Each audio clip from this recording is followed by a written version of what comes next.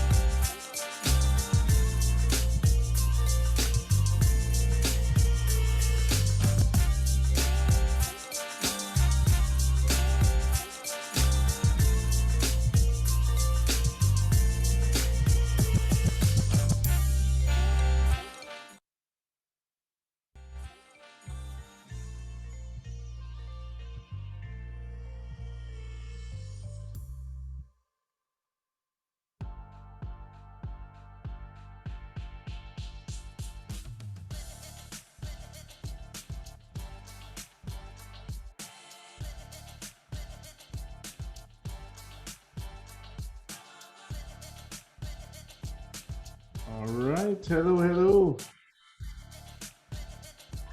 Can you hear me okay? Yes, sir. All right. Welcome. I see some persons have questions. I see a couple of people here. Horace, what's your question? All right, good day, sir.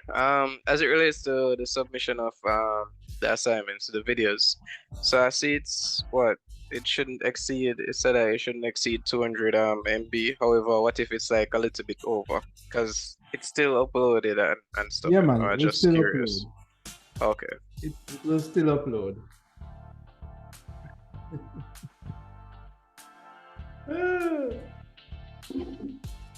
Oh, I'm being squashed. 1 second.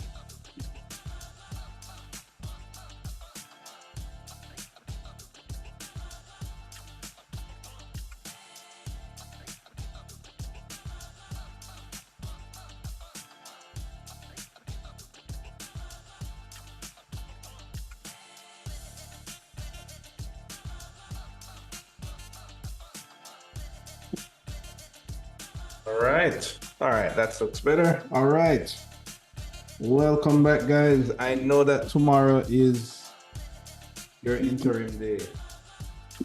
I remember the days of interim. Yeah, so I know how it can be. I know some of you are maybe thinking that you're not in a good position and you really need to resolve this space so that you can show the lecture and all of these things. So I'm going to be super quick, right? Because today is actually our last class. So I want to make sure that you guys are in a good position. All right. So we're going to be talking about the groups. I know that some of you already have figured out what groups you want to be in. So what I would say is I'm going to collect the names. I'm going to collect the names today, and I'm going to do that along with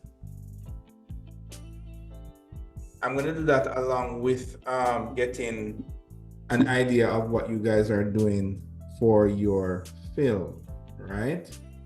So we'll do those two things together. All right. Okay.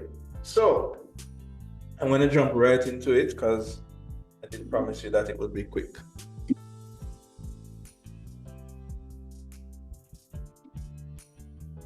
All right. Okay, so we spoke about the 3D production pipeline last time, right? And we know that that involves we have some videos to watch, but I'm gonna skip some of them because you know we're on a tight deadline. All right. Okay, so we spoke about this the last time, that there are 3 stages to this, right? Pre-production, production, and post-production. Last time we kind of looked at post-production and what that entails, right? These are the 3 major categories of doing any kind of architectural production, right? So even right now, I am managing a couple projects, and this is how I break these up, right? And depending on what skill levels or what time persons have that are available, we fall into one of these categories, right? So now we had touched on post-production. I want to touch a little bit on pre-production, right? Remember, pre-production are the planners, right? People who are good with, I would say, people, meaning that you're good at collaborating the ideas from everybody. It's very easy when you're in a group for everybody to kind of for there to be contention, for there to be clashes and competition and a host of things that can go wrong, right? If you are a person that you're able to hear what person A has to say, hear what person B has to say, and then say, okay, I think A plus B equals whatever. That is the core of what pre-production is, right? Because pre-production is not saying that you come up with an idea. This is my idea for my final project. We're gonna do this, A, B, and C. Post-production, model it for me. Production, model it for me. And post-production, edit it for me. That's not how it is. How it really is that everybody is a part of coming up with whatever the film is about, right? And it's the same thing when you're in the office. If the project manager or maybe the lead architect says, hey, I need to show a presentation to this client, right? These are the things that is important. They want to see the entrance and they want to see this courtyard area. That's super important. All right. Now, as a person who is in pre-production, you may have an idea of, okay, I think we want to do an aerial view of the courtyard. But as that role is almost like a team leader role. You need to hear what the other persons have to say. Somebody else could say, no, I don't think we should do an aerial. I think we should do from the ground up, right? Or I think we should do a human height experience. So pre-production is about planning out what you intend to do, and that involves hearing the ideas of everybody. But here is the key thing that pre-production does. Pre-production makes a decision. What do I mean by make a decision? If 3 of you are in a group and there are 3 different ideas, and maybe all 3 of them is good, right? You have to pick one, right? And a decision is better than no decision. I don't know if everybody ever hear that yet, right? You might have a million good ideas, but you just could not make a decision on which one to pick, right? And it don't necessarily have to do with the story that you're creating. It could also be with the tools that you're doing, or just any kind of decision making process, right? Also, pre-production ensures that all of the content is ready, right? So let's say you're doing your final video, your final project, and I don't know, you need a picture of a bird flapping its wings because that is the idea you had. Or maybe you need to do an actual recording of you pointing to a tree because that was an important, that is a part of the film, right? So pre-production, make sure that, okay, whose camera we're going to use, which day we're going to meet, all of that planning stuff, right?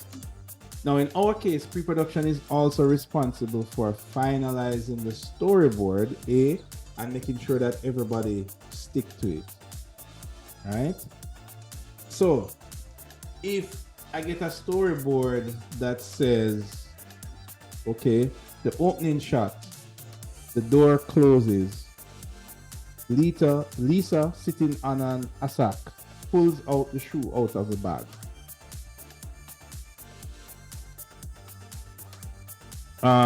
Drops the bag and puts on the shoe in her lap. The camera, these writings that you're seeing here is what is happening with the camera. So the camera zooms back, then she's putting on one shoe, and then she admires the shoe. I mean, this is a very simple sequence, but literally, when there is a discussion as to what am I supposed to do in this film, right?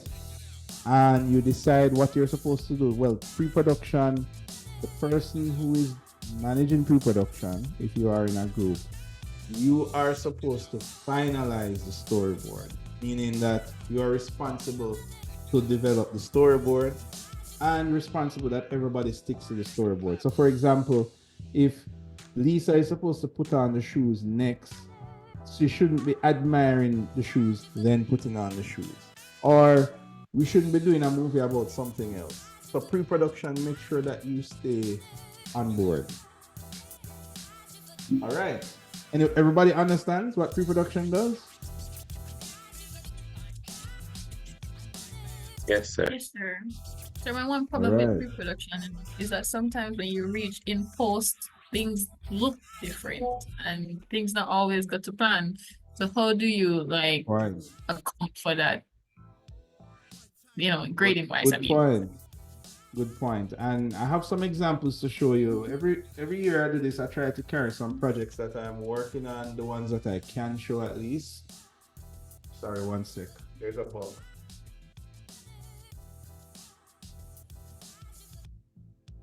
Right. So I'm going to show you some example, because no procedure is perfect. And usually what you start out with is not exactly what you may end up with.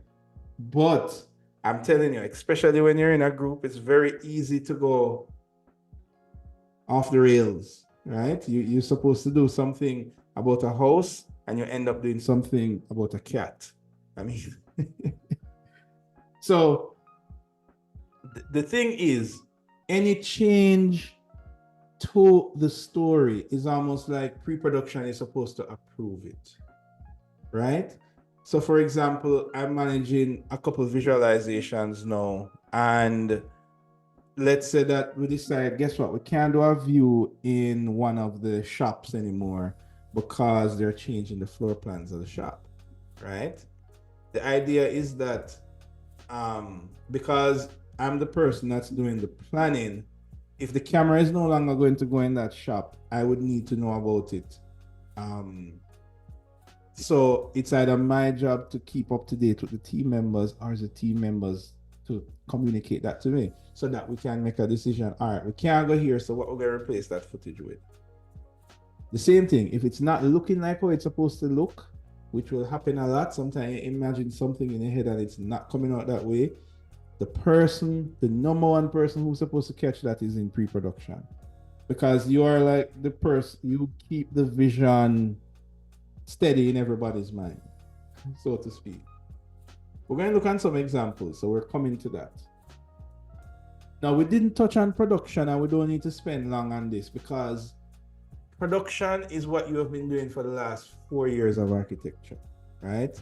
You have been photoshopping, SketchUpping, twin motioning, I don't know, Lumianing, and these are all words that I made up, but that is the technical part of the process, right? So if you are a person that you're very technically inclined, so for example, I am technically inclined, so I might be on a project in the office and I might say that I'm going to be on production primarily, and some, even though I can use Premiere Pro or whatever, right? But you have other people that just have a knack for doing that kind of stuff, right? Plus, you can't do everything. You literally can't do everything, all right? This is why I said the first day you walk into the office, and as I said, your manager or boss looks at you and say, "Oh, you're coming from CSA. Oh, yeah, man, Brian teach you how to do all of these animation stuff. Please, I need a video for this thing that we're going to present." The first thing you do is not try to do it yourself. You start to think, okay, pre-production, production. Maybe there's not 3 persons that you can have, but at least you segment the work like that. So there are clear lines that you know, okay, I'm modeling now, I've finished planning and now I'm modeling. What we have here now. So for production, it's all technical.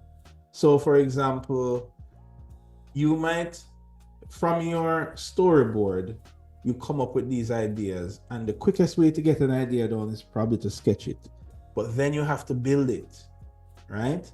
Luckily in this case, I'm hoping that you will already have your building because it's going to be about your studio project.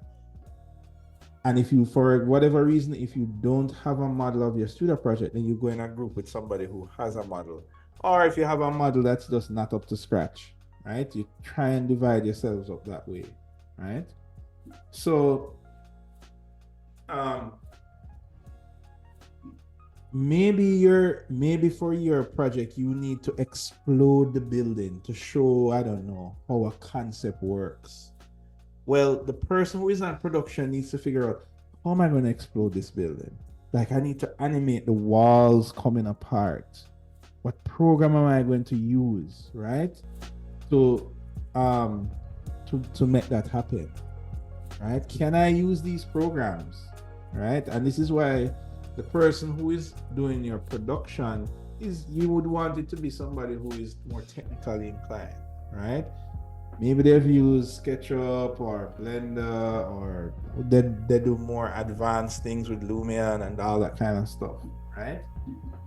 So production is the persons that figure out how to get these things done. Like, I remember one year there was something about spaceships, right? I don't remember what the story was. I think it was, I mean, this assignment changes from year to year. So some years it's more imaginative. So I think we were doing an assignment in Halfway Tree, and it was about the clock. And I think what they wanted to show was that how the clock drives how Halfway Tree grows, or how it has developed. So what would happen if they replace the clock with another element? You know, their story was centered around that if we change the clock, then the environment around Halfway Tree would also change.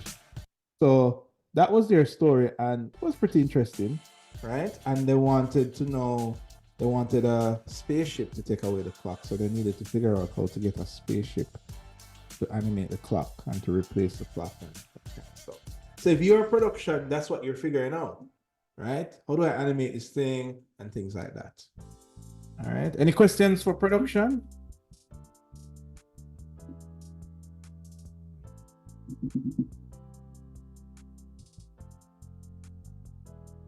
No? All right. Okay. Is there anybody here that thinks they would be more suited for a production role? Go by show of hands. Because right now, you know what all three of them do. You know what pre-production does, post-production does, and production. Anybody here that think they're more suited for what production?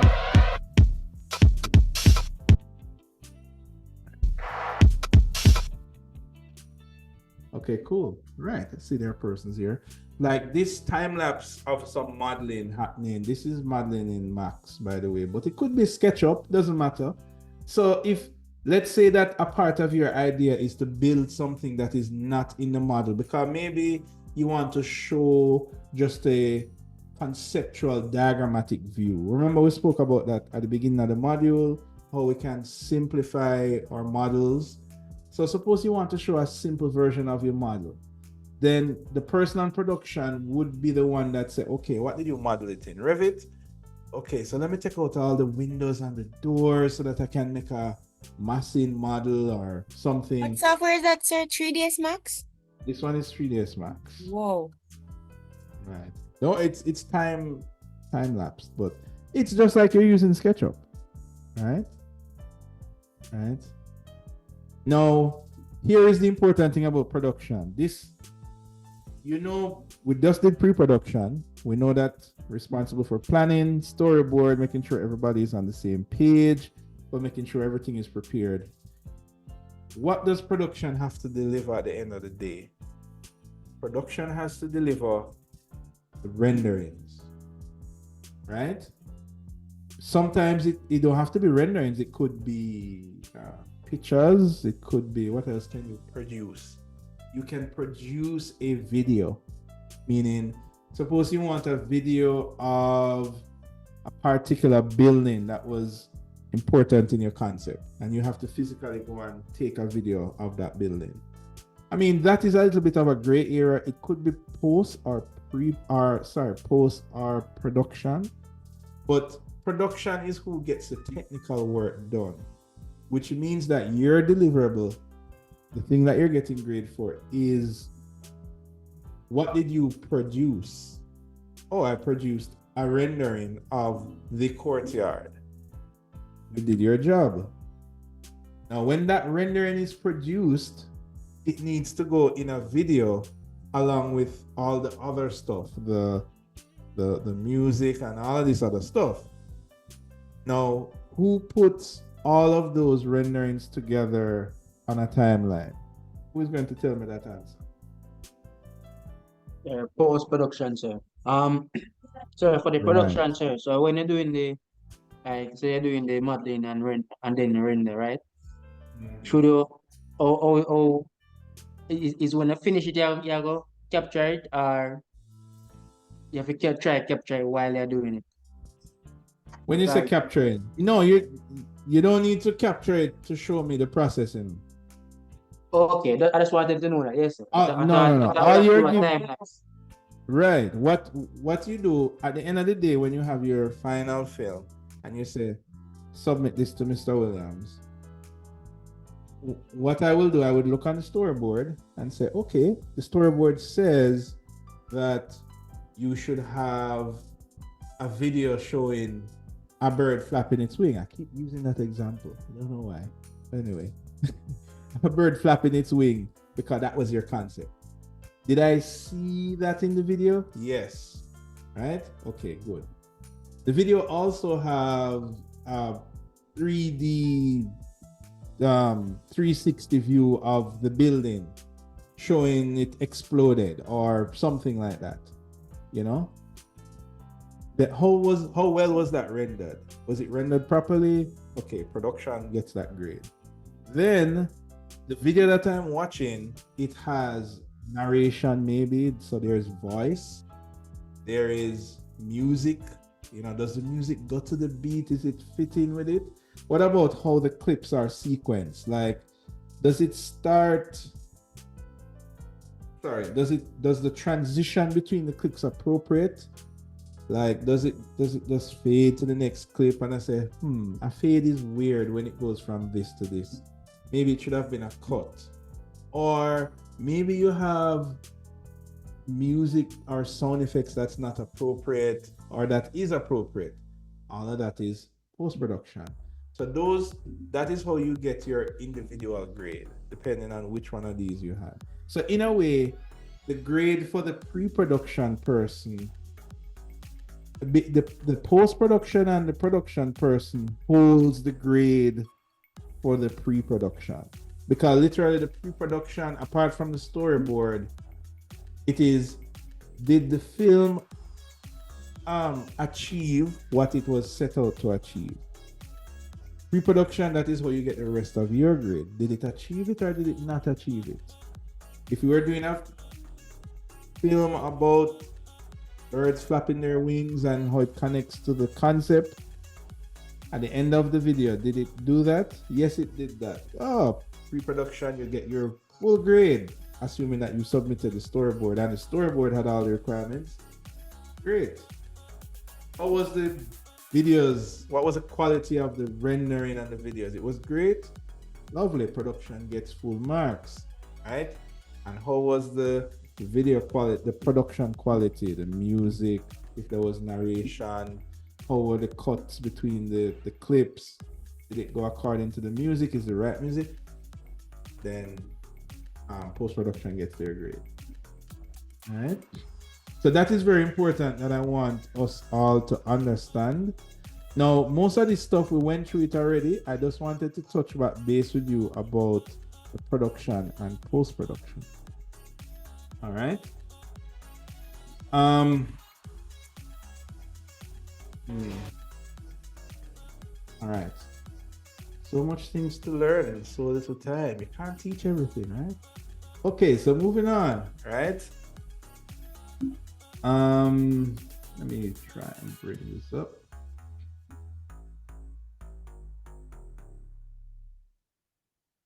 So so everybody's clear on the different roles, right? Before I move on.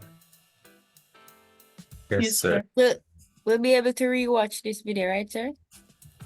But of course, just Okay. like always. Good. And also, I put it on the handout as well.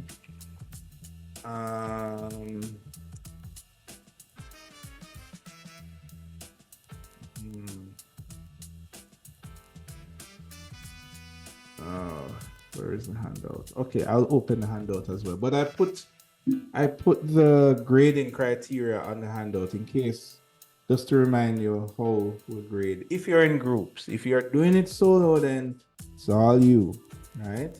But I recommend that you do it in groups of 3, right? Especially that in the real world, more than likely you'd be doing it in a group. I want to recommend that. Okay, so architectural visualization films, right? So as we discussed earlier, pretty much things nowadays when you produce anything, it's going to be as a film. I just did a project for a proposal in Westmoreland, I remember, and there was an opening. Not sure if I can talk about the details, so I'm going to leave out some of the details. But there was an opening, right? And at this opening, all sorts of people will be there. There'll be press. There'll be all of this. This is just a part of architecture. Usually at these things, you show the plans, you show the renderings. But nowadays, they want a video, right? Whoever is the MP of that area, they want video to show in their whatever political whatever, right? The news organization that's going to be there, you will see a video of it. I don't know if you guys ever watch like what's it called, Smile Jamaica in the morning, and like they talk about some projects. The last one I saw a couple weeks ago was this great development in Montego Bay. These, like, I think it was 20-odd story high-rise hotels. Anybody saw that one? Maybe not. No, I need to find it. I had it somewhere to show you guys. But anyway, so yeah, so it's all about video. So architect film is going to be a part of architecture, right? And I want to just kind of introduce you to how to think about it. Because when you say the word film, you know, you think about, I don't know, Trek and Disney films. But then film is also, I don't know, like the Marvel movies and Hollywood. But then film is also YouTube and a video that you see somebody record. Film is also hold on, does Instagram do video now? I can't remember. Don't they have a video thing on Instagram? Yes, sir, reels. Reels, exactly. I was trying to remember that. Right. So moving pictures is everywhere, right? Now I wanted to just hone in on architectural visualization and give you a way to like think about it. So we know that architecture is part art and science. So it kind of ranges from a, you know, artistic point of view to a scientific one. And the artistic part, you have drawings and poems and renderings and paintings. And the science part, you have structures and calculation and construction and legal documentation. So there's a great spectrum there for architecture. Now, if we think about it in terms of film, on the art side, we have the cinematic part of things. And for most of this module, we spoke about, you know, what makes something cinematic and, you know, rule of thirds, blah blah blah, that kind of stuff. Then there's a technical aspect of architectural visualizations as well, because sometimes you need to communicate technical things, technical concepts, how something works. Like, think about some of the diagrams that you guys created in assignment 1 and 2. You know, some of those are kind of bordering and is a mixture of technical and art. And then of course you have in the middle. So whenever you're in the architectural environment and you need to do some sort of video for architectural visualization, you have to kind of know where do you stand? Like, what kind of film do you want to do?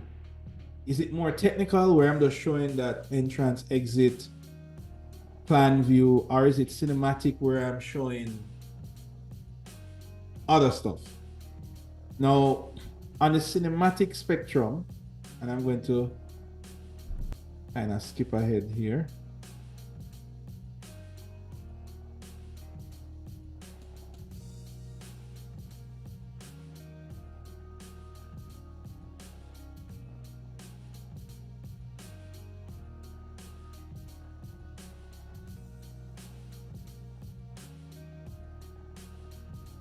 I've lost my slide. Oh, where did I put it? I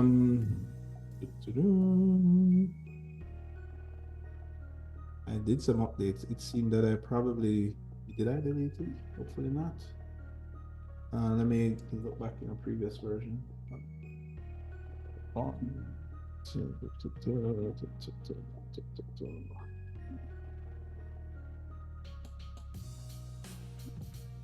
Where did he go?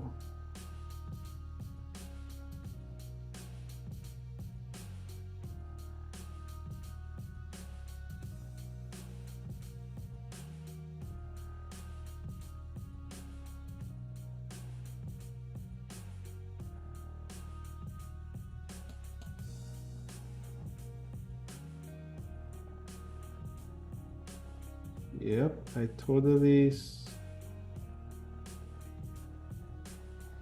Oh, okay. I think I found it back. Good thing. Hey, this is why when you save in, always save as, right? Because you never know when you might accidentally delete something. Who here does save as? I hope everybody. Yes, sir. Right. Good, good.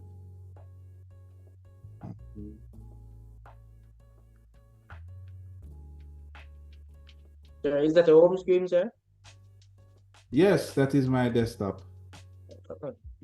Yes, put all sort of.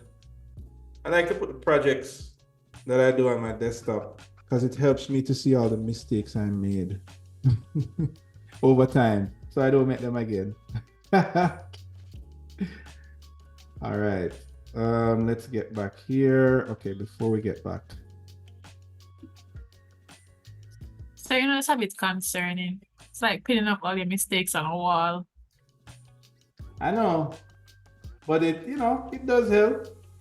Every time I have it on, I don't have the same thing though. I have it on what's it called? Like a slideshow. So That's even worse.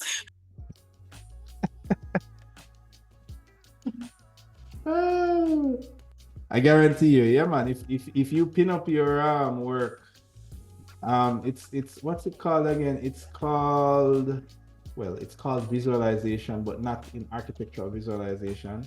And I remember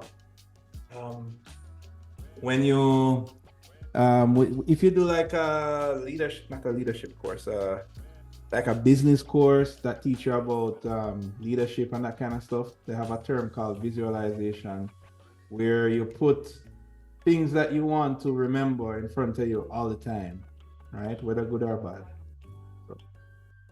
So you visualize it. So there's like a psychological thing when you see something and when you're reminded of it. So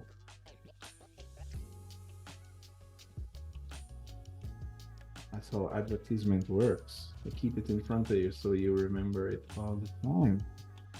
All right, I'm just copying back some of the things that I seem to have deleted. Because I try to update these slides usually. Sometimes I put like projects that I'm working on in there currently that I wasn't working on the last time, and other times I just delete some stuff. Our programs that we no longer use. Yeah. Anyway, this should be back to where I was. Right. So we're talking about the scale, and when we're doing architectural visualization, it can be anywhere between art and science. Artistic side being things that are more cinematic, and the science side being things that are more technical, right? Now, things that are cinematic, it normally involves the use of live action footage, right? Meaning you go out there and take a video of something, or you go on like a website that has video and you download it. So for example, okay, I'm gonna find that slide, but I'm sure most of you were in the class where we looked at some of the Houses of Parliament competition. Everybody remember that? And that film of the veranda? Right? Do we remember that? At least one person? Anybody? Yes, sir. Right. So that was live action, right? It's still architectural visualization, but they made use of actors. Then there's also motion graphics. There is imaginative elements. These are things that don't exist, like floating text and spaceships. I don't know, like things that are more imaginative. It also includes things that are abstract, right? So that's kind of linking to imaginative, but maybe things that are poetic, like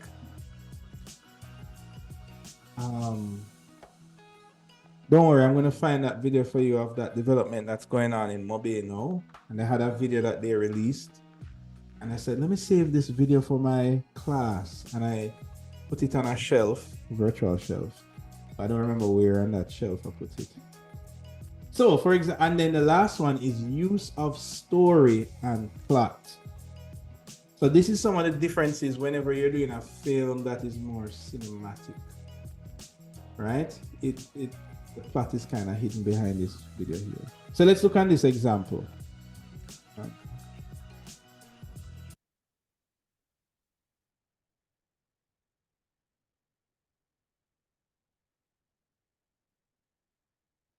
Okay. Audio check. Are we getting audio? Everybody is hearing the audio, right? Yes, sir. Oh, disclaimer. No, this is not something that I did. This is an example, right? This example is by Neoscape. Neoscape is kind of like the Disney of architectural visualization, or one of the Disneys, right? Because, you know, there are other firms, but they're like one of the main ones globally. Right. So, and this is kind of old. So, this is something that's closer to the cinematic scale.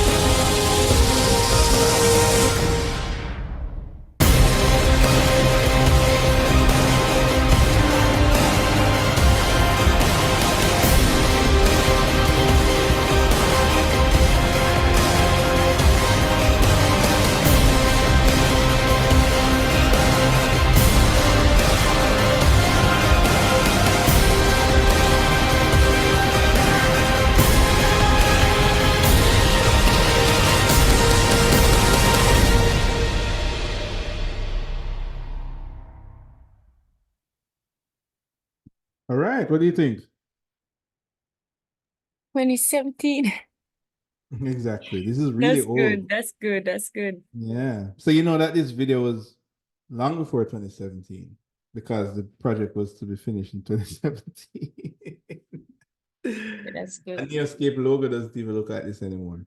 Anyway, but this is the cinematic side. Now it's still architectural visualization. Like if you go to Neoscape or Brick, I think, or Killer Kilobytes, Killer.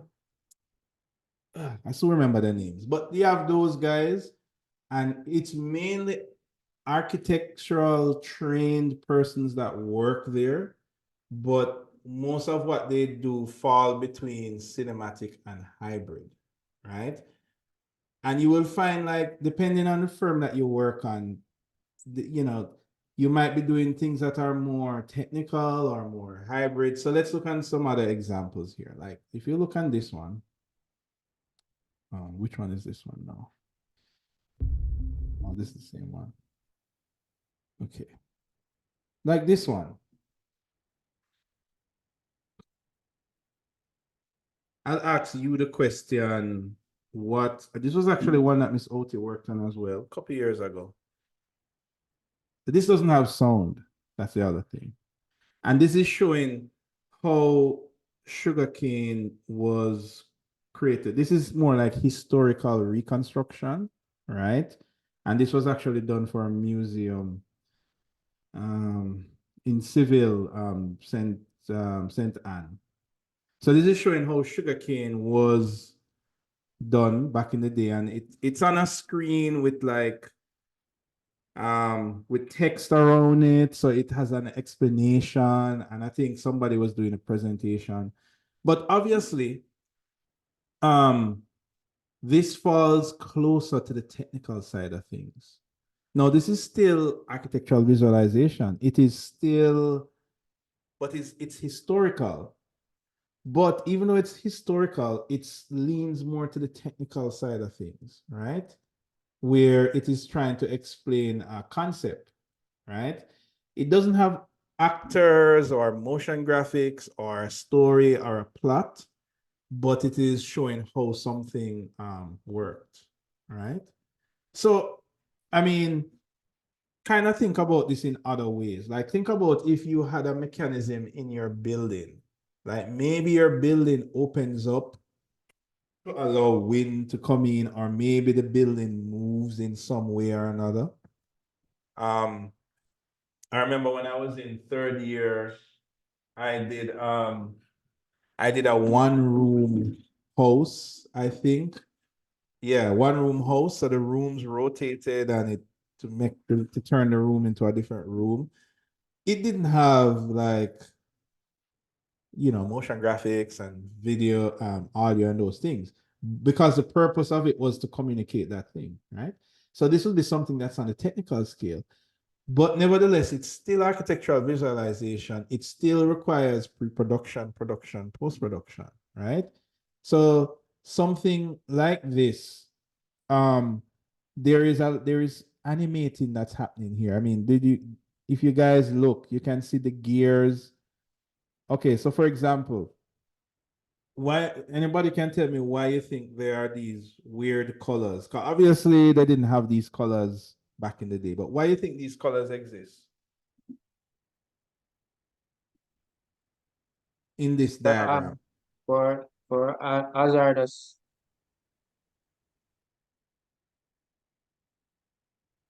Good guess, but that's not it. Anybody else?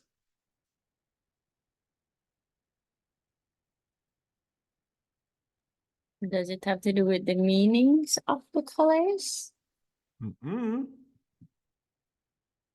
Sure, so if it's not for like safety hazard, Right. then I'm not sure then, sir.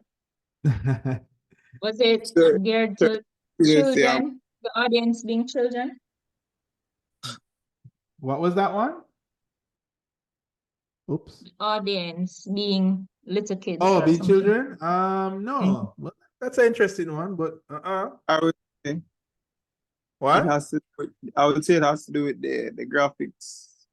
What In about it? terms of, yeah, I can't explain it, sir, but I know it has to do something with graphics, sir. In terms of how things are shown, or to make things more clear, or something along the lines.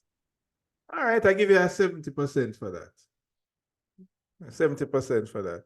So yeah, because when it was being done, I don't remember, it was a team of like two or three, I can't remember, right? Because first they had to be like, there was a historian. Well, the historian was Miss Oti. She was on the team as well. But it's to show the direction of the spinning wheels, because that was super important in how it was designed, right? To how they would let the sugar cane get juiced. So it wasn't, without these checkered lines, you couldn't see the directions that things were spinning, right? So, and it was during the production that somebody on the production team said, like, you know what, how do we can't really tell that these are spinning. And that's why we said, okay, let's make the style of it be stylized. So it's not trying to be photorealistic with trees and whatever. It's just there to kind of show how it worked, right? And then they had like pictures of the actual things around it. All right, so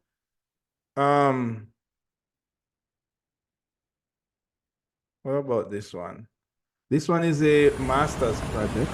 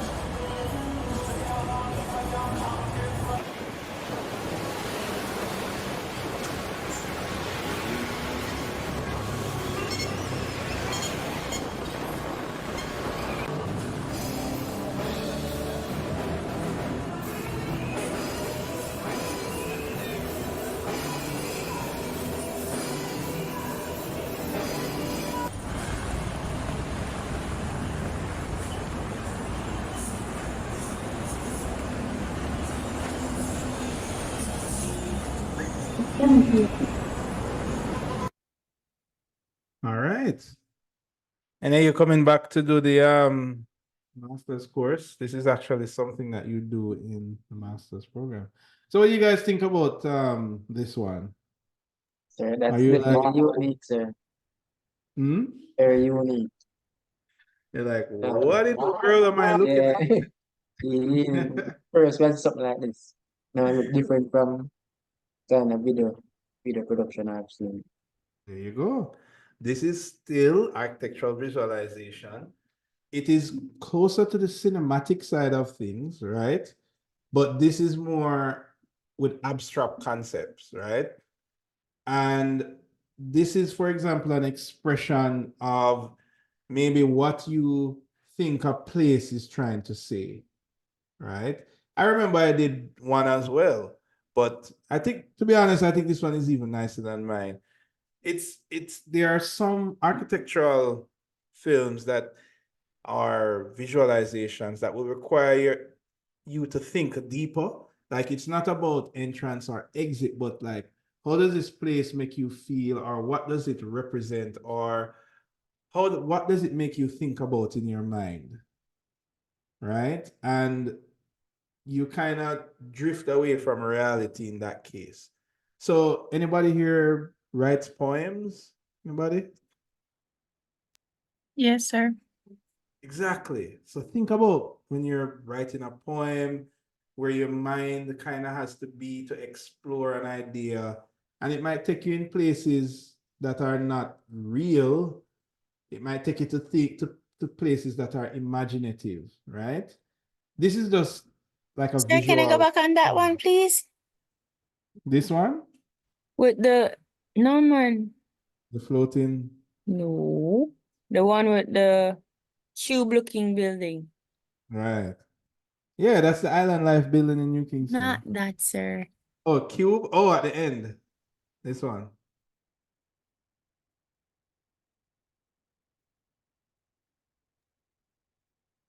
Is it that one?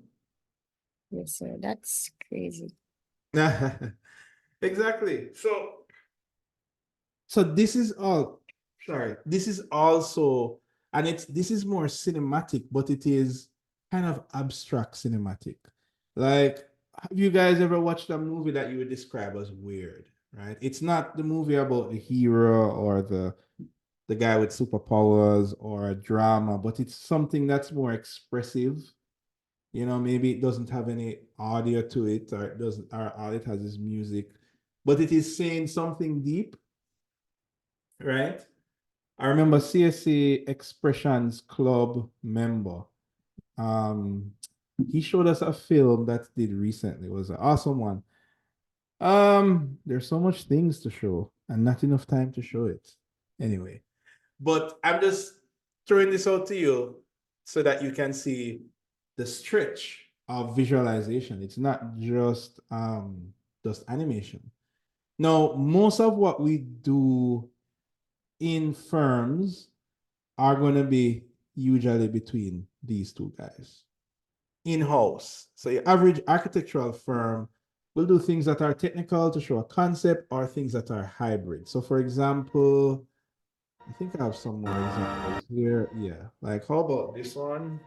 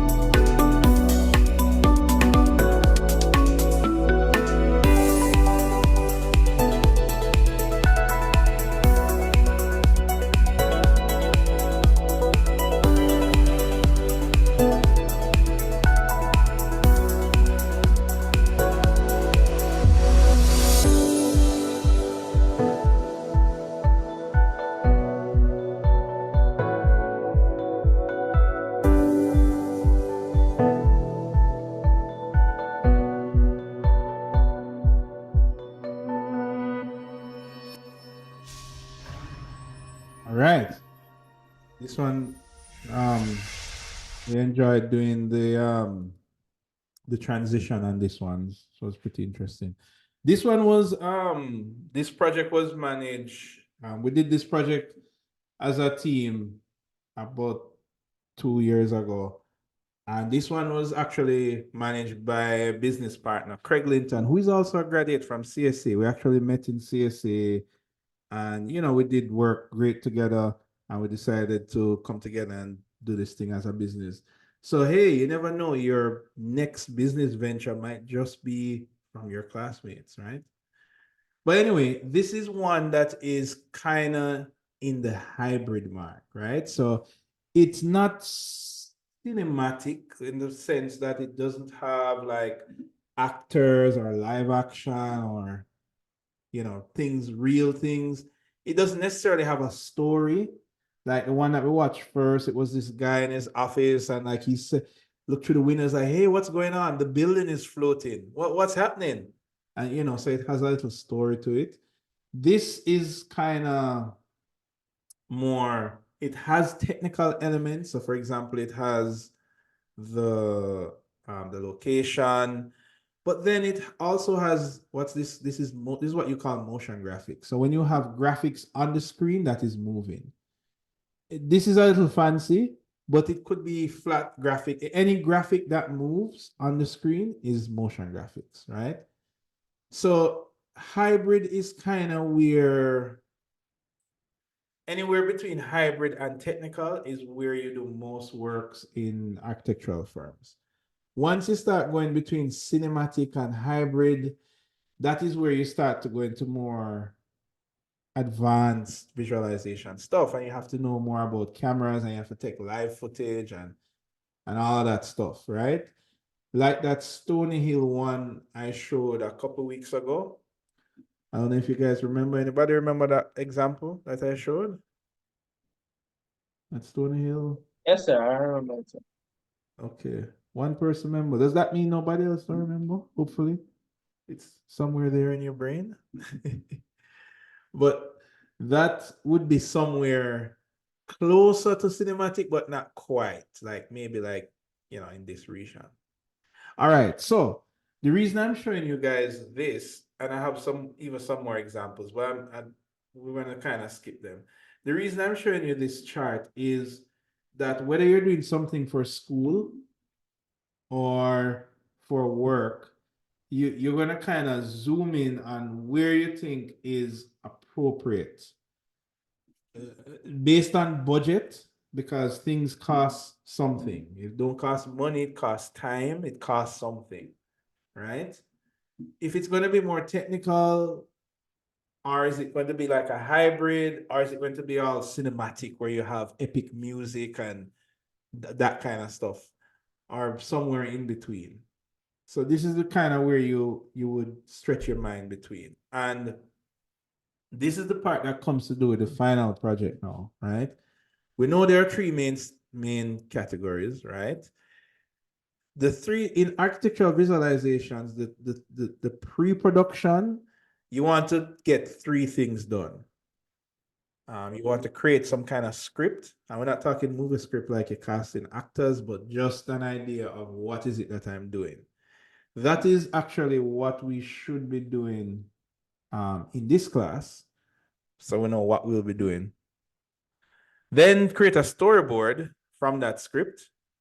And then you create a draft animation. This is optional, I think, because a couple of years, like when we didn't have Twinmotion about 5 years ago, or Lumion, we had to do rendering on the CSA server, and that took hours upon hours.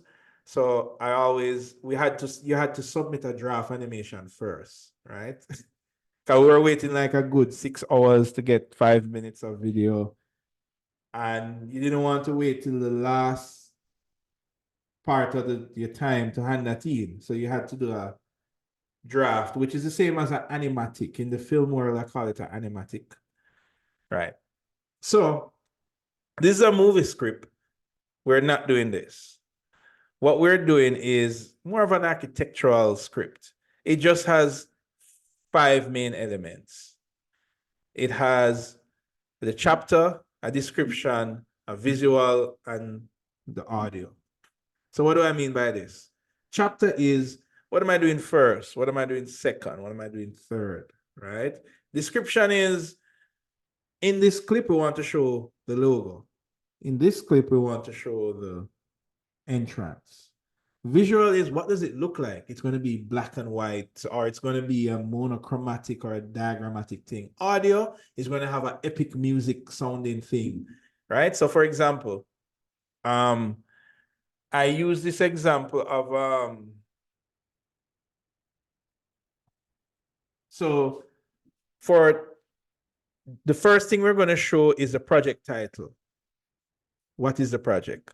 The next thing we're going to show is a location map. This is an example of an architectural script, by the way, architectural visualization script. The third thing we're going to show is an establishing shot, like an aerial view. Then the next thing we're going to show is features. Then we're going to show it. This was, by the way, this was a breakdown of a video that we did of the guardhouse. I don't know where I put that video, but I can't find it. Maybe I deleted it. I don't know. But we used this as an example a couple of years back. I can find the files that we use, but I can't find the video that we put together, so I don't know. We used to do it in class. But anyway, so for example, when the video started, this is what you see first. This is a description of what you're seeing. This is what it looks like, and this is what it sounds like. This is what an architectural visualization script should be like, right? It's very simple and straightforward. So in this video, we have 1, 2, 3, 4, 5, 6 chapters. Chapter 1 is the intro text. Chapter 2 is a location map. Chapter 3 is an aerial view of the guardhouse. GH is guardhouse. Chapter 4 is, it shows the features of the guardhouse. And chapter 5 is, it show what the guardhouse looks like now that it's complete, right? We show that 3D and then what it looks like when it's complete. And then chapter 6 is the credits, who worked on it, right? Does everybody understand this breakdown? Very important. Yes, sir. All right, I see that Archibald understand, but does Kamal understand as well?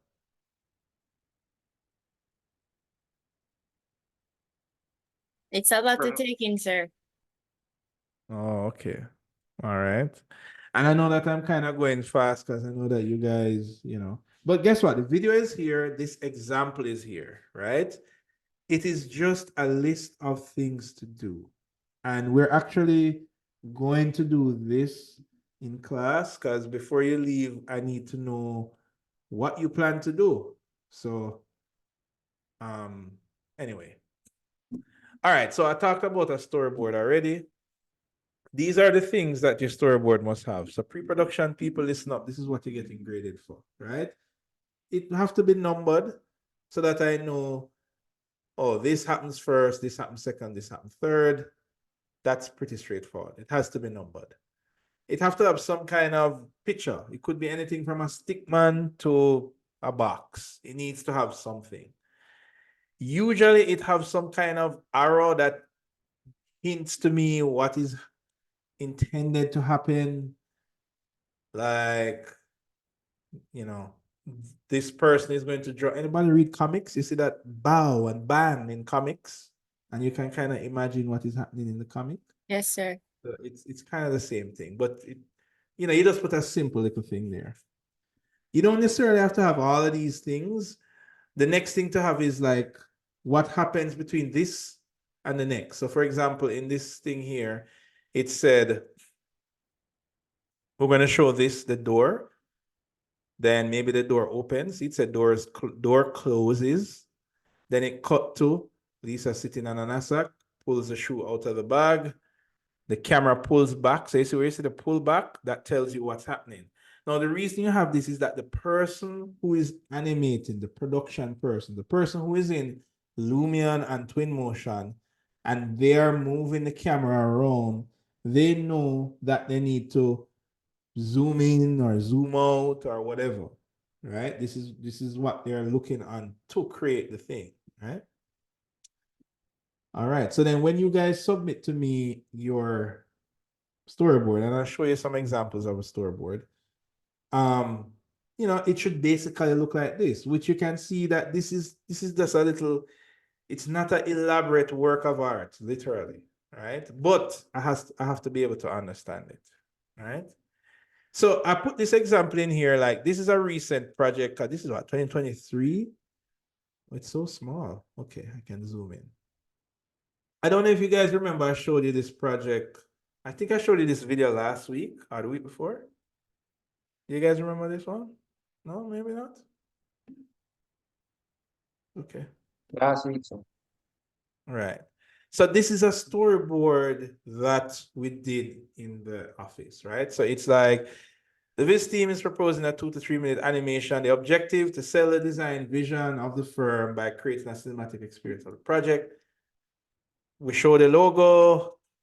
I think this was like where the camera would go. Then see, you have or in this case, you have A, B, C, D. There's some kind of description.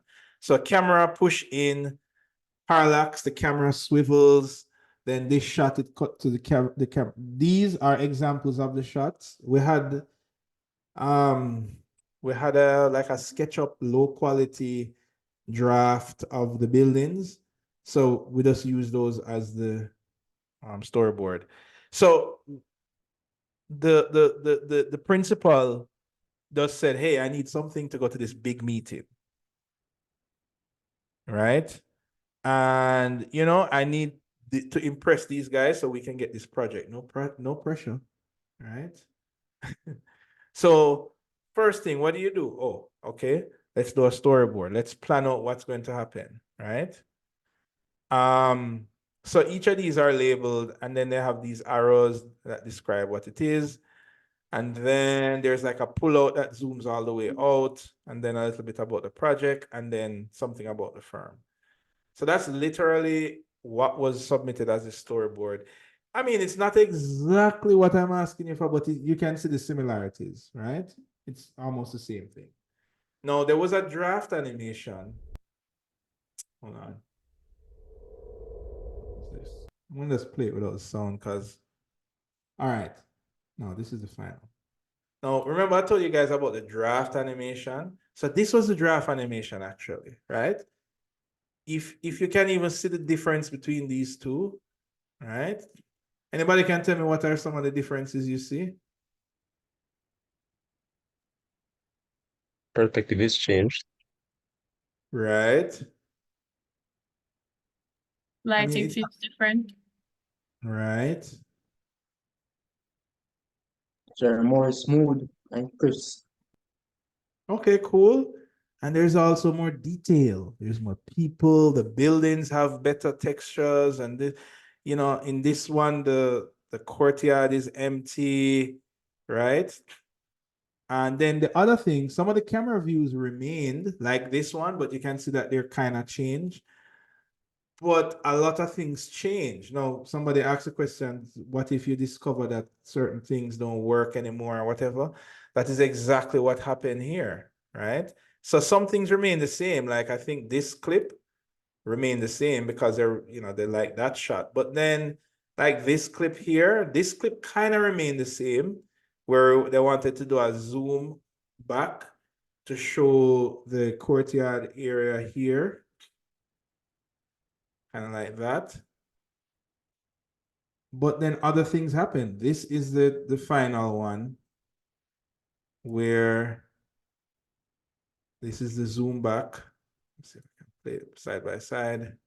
So there are people there, but then it goes to night and then there are fireworks and then all of this stuff and stuff like that. So, you know, because what was happening was that this was like very like dull. So they wanted to make it more exciting and stuff like that. So then whoever is on the production has to figure out, okay, how am I going to get fireworks? How does fireworks even work in Lumion. Well, this case, it's Unreal that was used to do this. But if it was Lumion, you're like, okay, how am I going to get this? That's the technical part of things, right? So this is why we did a draft first. Now, for our final project, we're not doing a draft. We don't have the time, right? We're just going straight into it. But it's not going to be complicated like a heavy production. And by the way, this kind of falls in the hybrid because it's not cinematic where it has live action stuff. It's not technical, right? Like the first video we watched had more technical. This is the driveway or whatever. It's kind of landing like right in between, right? If you remember that scale that I showed you, and that was determined from the pre-production stage because, you know, based on what the client wants, in this case, the client is the principal of the firm, we say, okay, what he needs is something, it's not technical and it's not artsy. Like it isn't that video you watch with the buildings are upside down and it looks like something in Inception. No. But at the same time, they don't want a technical thing that says this block goes here. It was like in the middle, right? So that is one of the things that you will determine here, right?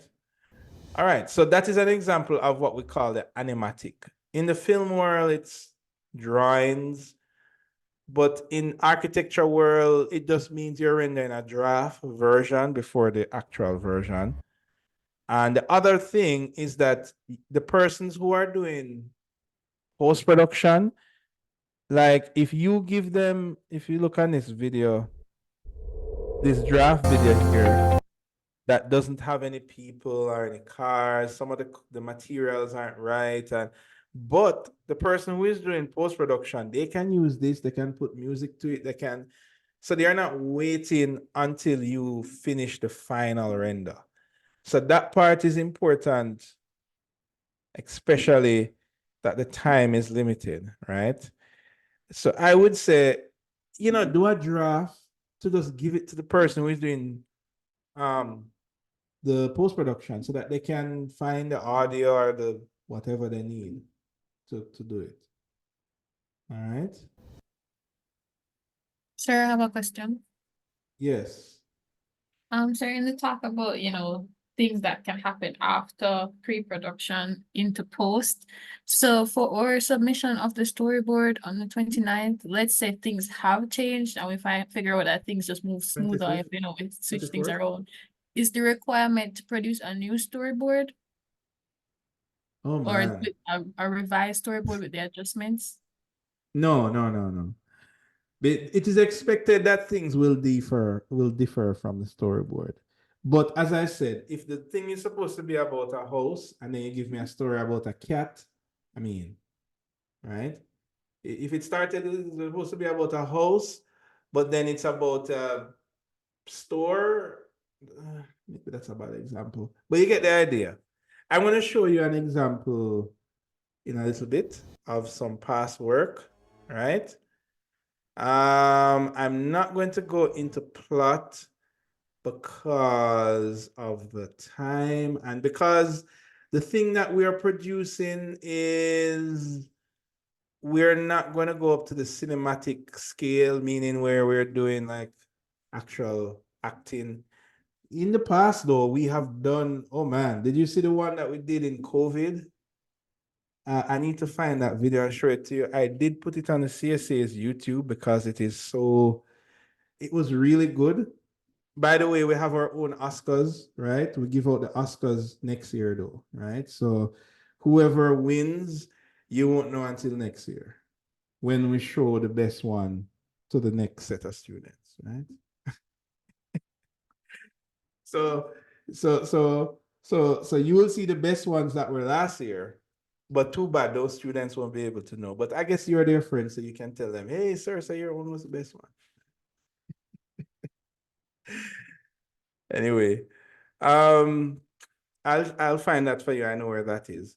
But we're gonna look on some examples to answer that question for you.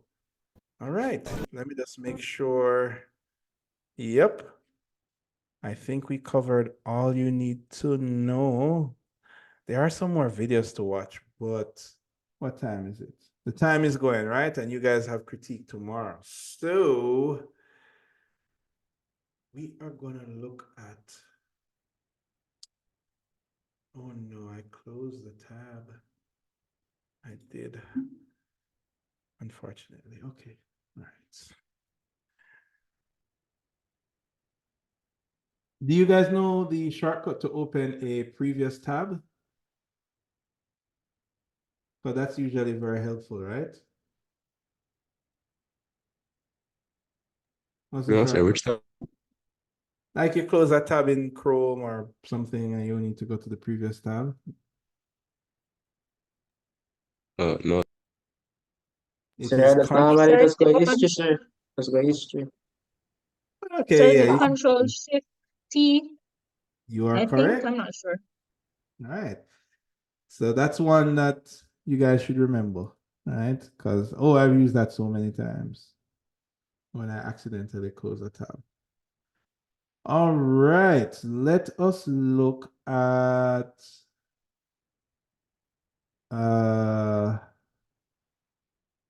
this storyboard. I think it was this one. That's the storyboard. And every time I do this, I don't remember the story, but that's how you know you have a good storyboard when I can look back at the story, right? Okay. So, oh, by the way, last year they did a building that I don't remember what was it they did? What was it they did? Anybody remember what the building they did? What type of building they did last year? No? Sorry, say the question again. What type of building did they do last year, design studio? It was a pair project between a museum and a theater. Yeah. Right. And the museum or the theater must be based off of a local dance, right?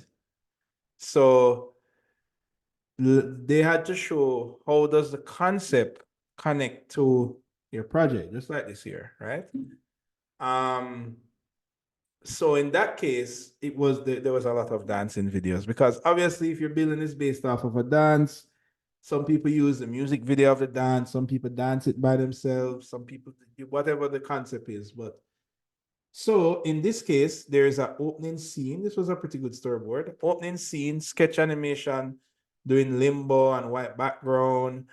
So they wanted to do sketch animation. So I think what they proposed for this was that somebody would sketch and then they would just, like a flip book animation, or like a flash animation.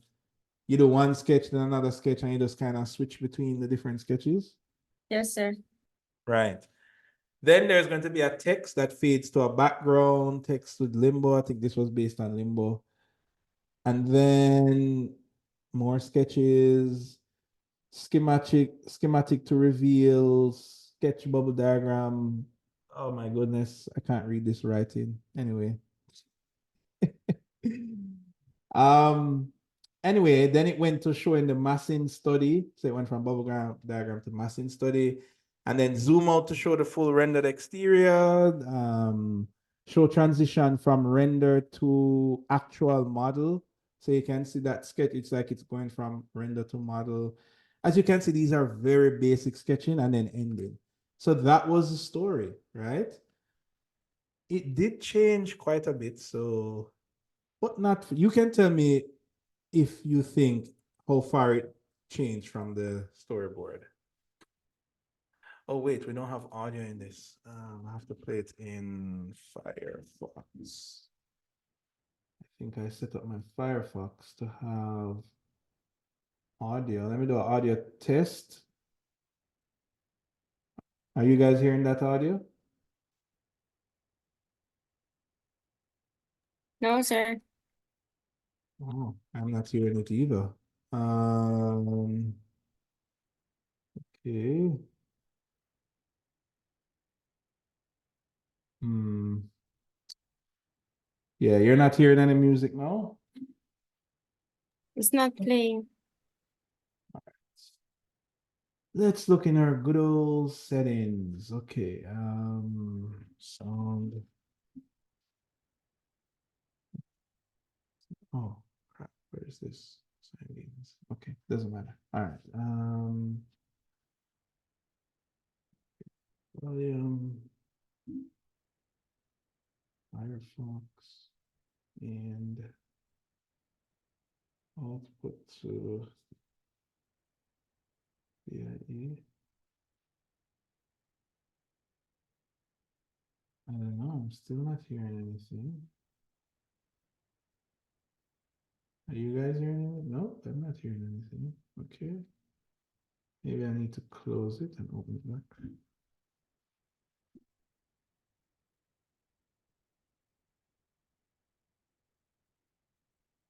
Nope, no audio.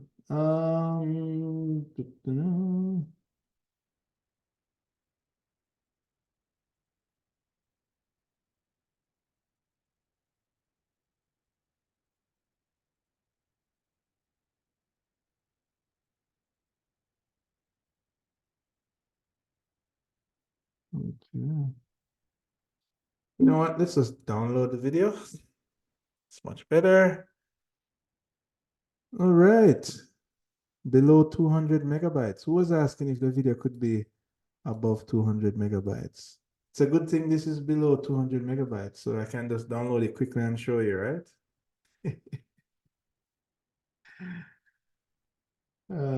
Sir, Uncle Tender, I noticed though when upload the video to the site, sir, the um the quality drops, sir, from the original edits. No, it should. Whatever you see on your screen is what I would see. No, sir, I'm talking for the project, sir. Project them will upload. Oh, it should. No, I mean, unless I watch it in a browser and I had a slow connection, then yeah, it would, you know. But I watch it locally because I have my Google Drive on my computer, so I don't Okay. have to worry about buffering or whatever. So yes, I will see your submissions in the best quality. All right.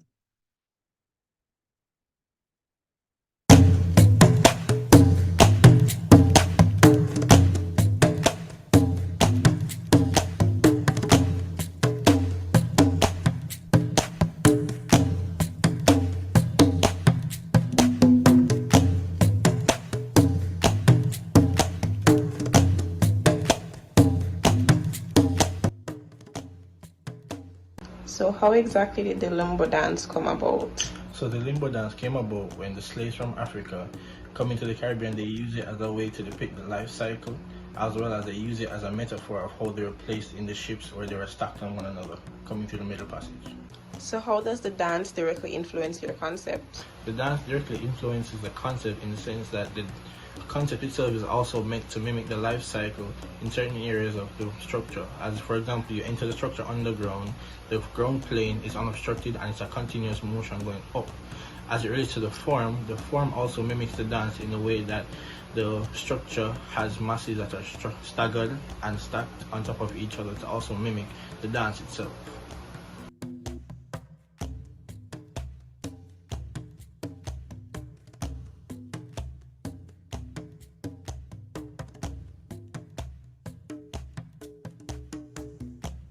One of the main issues that occurred with this design was how can I achieve the suspended building? How can I achieve having the ground plane unobstructed?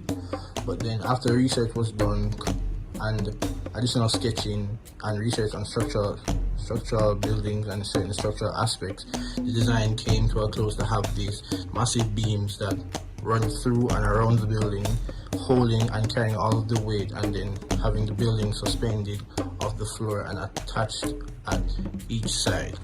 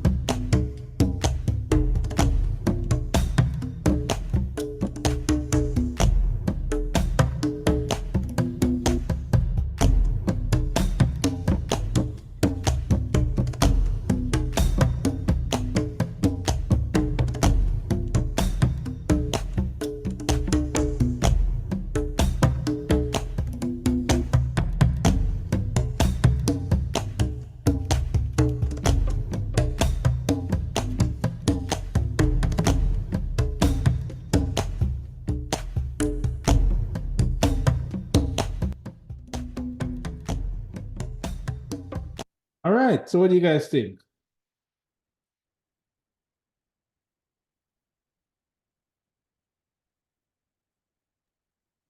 It was cool, sir. Yeah, don't look too difficult. And like if we look on the where did I put you? It is, yeah. Poetry, So you can kind of see here we go. So, you know, it says opening scenes, a sketch animation, but they enhance it. They say they started with a actual dance. Maybe that was more exciting. They still had that sketch where it says fade to black and white background with text limbo to, and I'm going to talk to you about how to do this in the tips and tricks section, right? So production persons, stand by. I'm going to give you some tips and tricks and how you can show concepts. So it still does follow the storyboard. There was this new part that they included, which is like an interview, right? And I remember speaking to them about the interview because they wanted it to be, what's the word? Like they're interviewing, okay, I have the perfect example for you. But how will you hear it? What if I change my audio to this? Let me see something.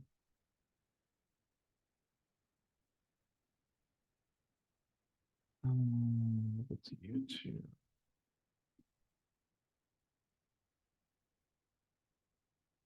Um,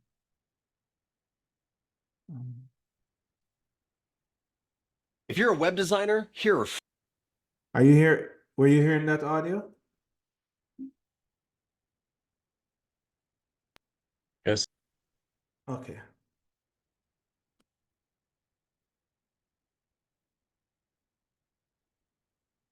Hopefully I can find, yeah. All right. So you have these series, they're so cool. Masterclass. But anyway, the masterclass is kind of like an interview with like different persons at the peak of their career. So this one is Frank is a masterclass with Frank Gehry. Masterclass is like a streaming service like Skillshare or like give me another one. A place that you go to learn.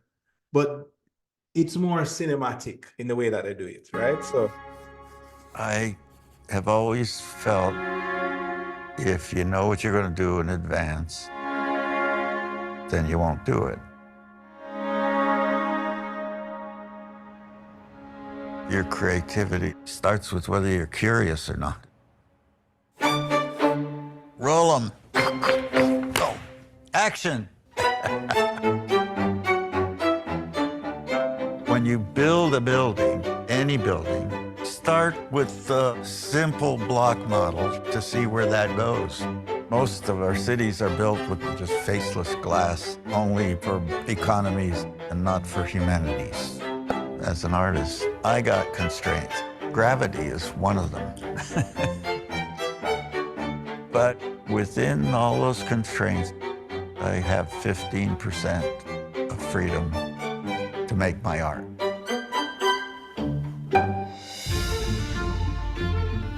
I'm always trying to express movement.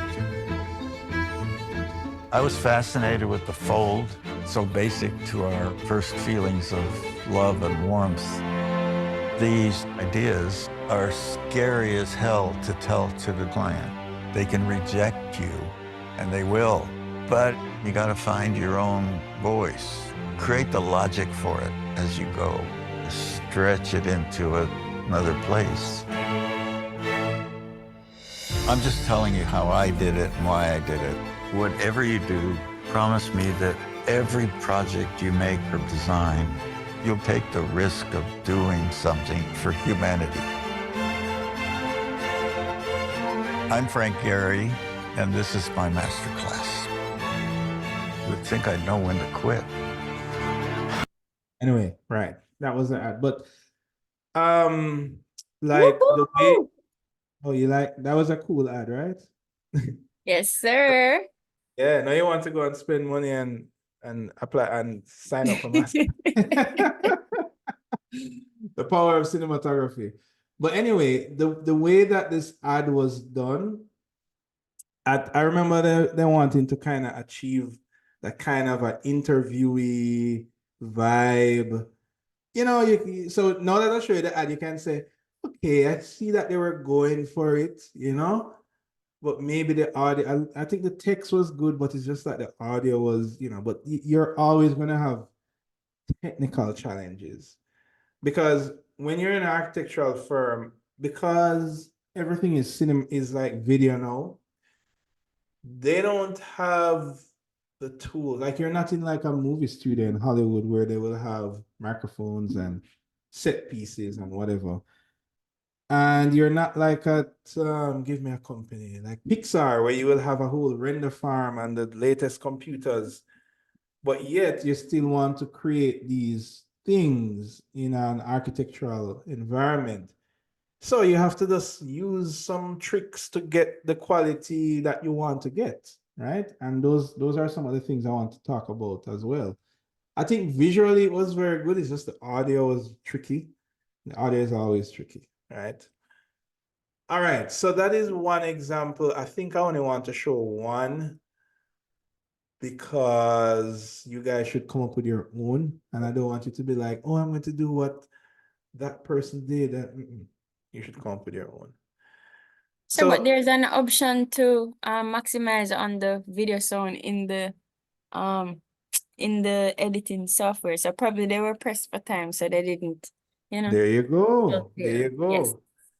So that leads me to the tips and trick, right? So, well, some of these tips you know already. What about footage? How can you stabilize footage? You already know that.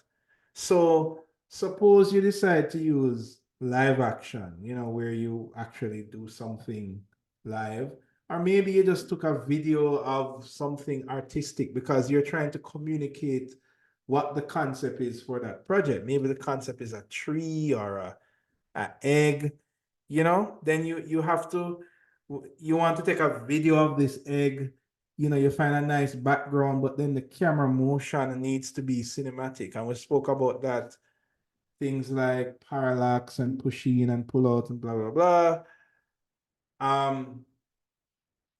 If your footage is shaky, we know, I don't need to go into that. We did it last time. There are tricks that you can use to stabilize it. You can borrow, hopefully somebody in your group has an iPhone that can help as well, right?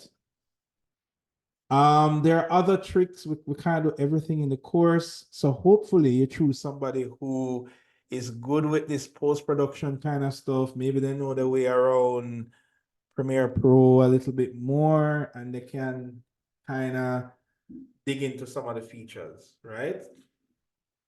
Like I think this is good because the whole theme was like a black and white theme. I think the black and white work well, but I think this is not exactly black and white, but if they had like a black background, then yeah, I think it would just tie in with all the other stuff. All right, let's talk about something very important. And I don't remember who it was that mentioned it couple weeks ago. And I told them, or her, I think it was a her, that a lot of people underestimate PowerPoint as a video tool, especially for architecture, not just in architecture school, but just architecture on a whole, right? So everybody here use PowerPoint, right?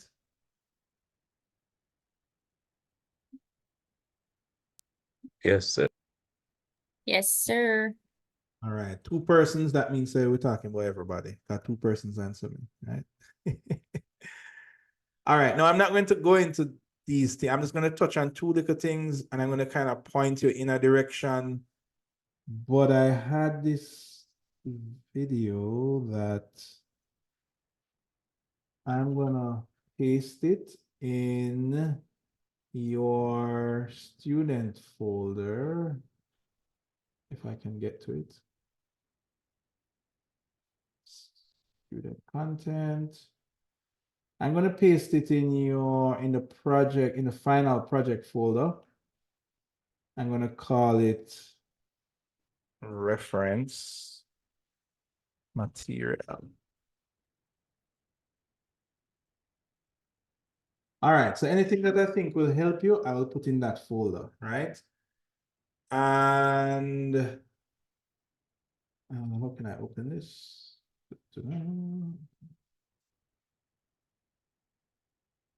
All right, this is just to give you an idea of what I'm trying to say.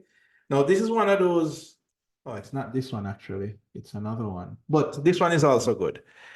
I gave you this website from last year. It's called Show It Better. Is it that one? I don't remember. But this is a good channel for learning a lot of little tips and tricks. This one was really cool. Come on. For doing this, if you can see this, this is so cool. Let me show you at the end. Here we go. Right. Right? Pretty cool, right? This was done in Premiere Pro, actually. And what these are those Photoshop trees. I'm just going to scrub through. Don't worry, I put this video for you there. So these are actually trees. There's a website that you can go to download these black and white people, right? That are just moving around like people in a black background. And you just drag them in your Premiere Pro and they play. So, I mean, I don't know if I'm hoping to spark some imagination here with, these are very simple things. These are not like big budget animation things. These are just little GIFs and Photoshop trees that you use all the time in Photoshop, but this time you're using it in Premiere, right? So I put this video there for you as a kind of to open up And you that said app. those people are GIFs, sir? Yeah, that's pretty cool, right? They have Yeah. no background, so you can just like place them. So imagine you were trying to show your concept, and I don't know, this could be a part of your video, like because um this is all in Premiere Pro actually, right? Because when you do it in Photoshop, you carry it in Premiere Pro. So you just paste the picture that you did, but all the people are moving. So that is pretty cool. All right, there's another one I want to show.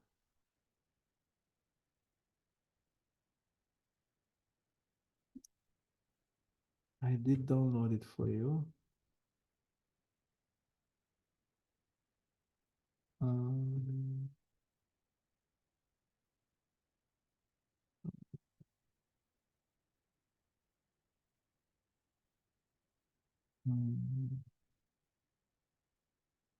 here we go. All right, so I'm gonna also paste this in the folder.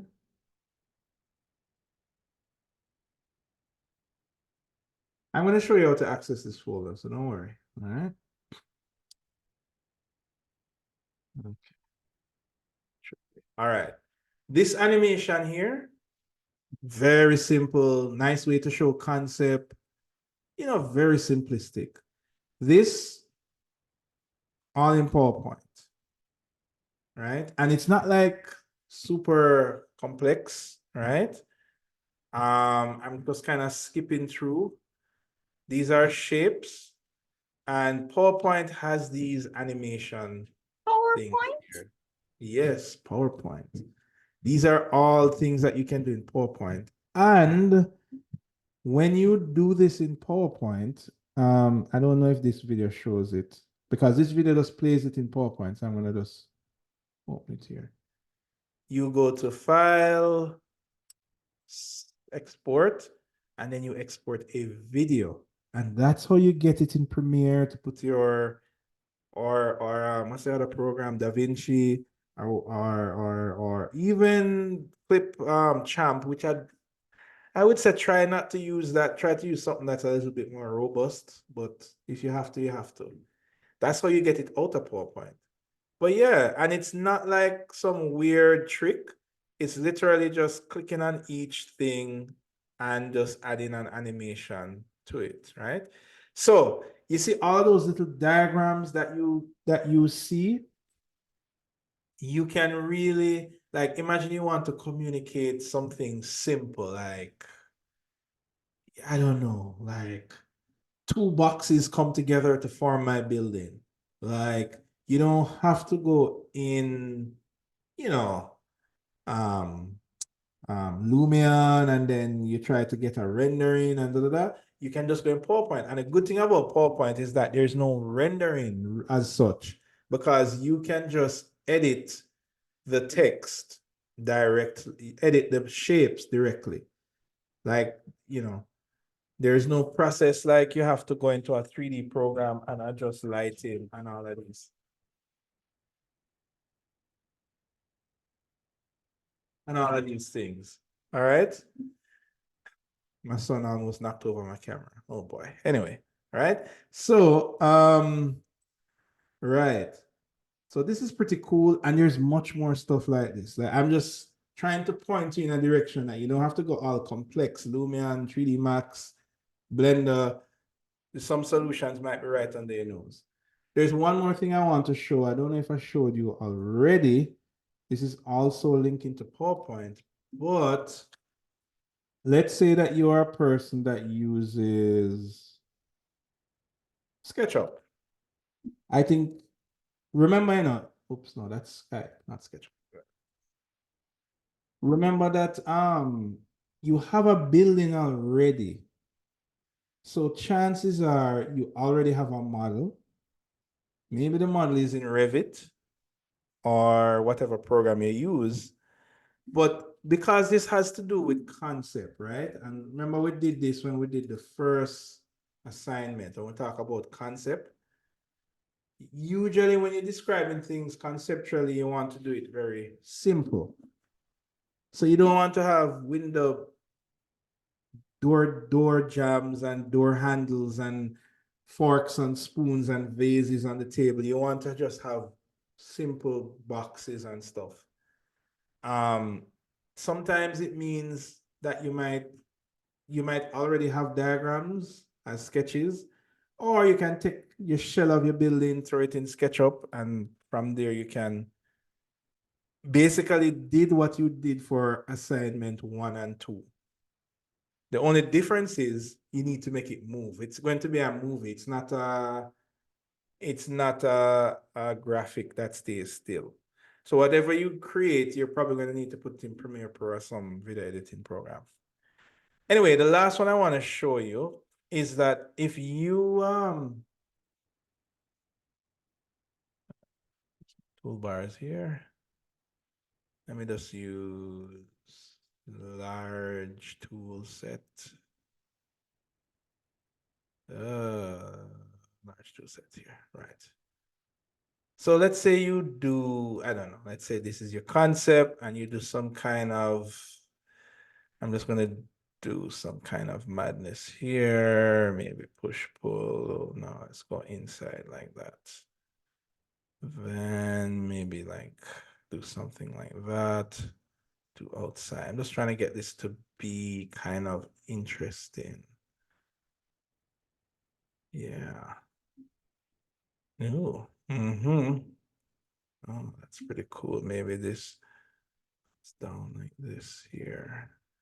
And then maybe push that in. All right. I don't want to get carried away because I will get carried away when doing this stuff. All right. So now you can export this 3D model. And I'm just going to put it on the desktop for this example as a you can export as a FBX. I'm going to call this concept sketch. There we go. And if you jump into PowerPoint, you can actually import a 3D model into PowerPoint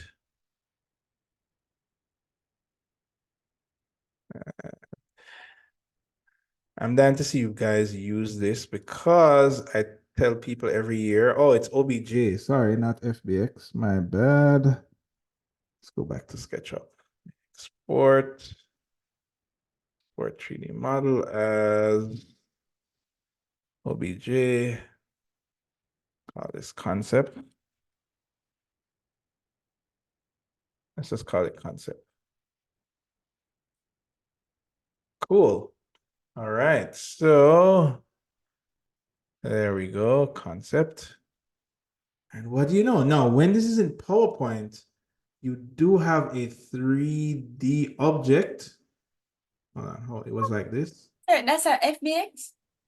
No, this is an OBJ, right? Which you can get out of PowerPoint. That's crazy. But the cool thing about this is that it works with all of PowerPoint features, right? So for example, I mean, it's not SketchUp for sure. And sometimes you might get these errors here. It does carry over the material, which is pretty cool. I made this all white, black, so.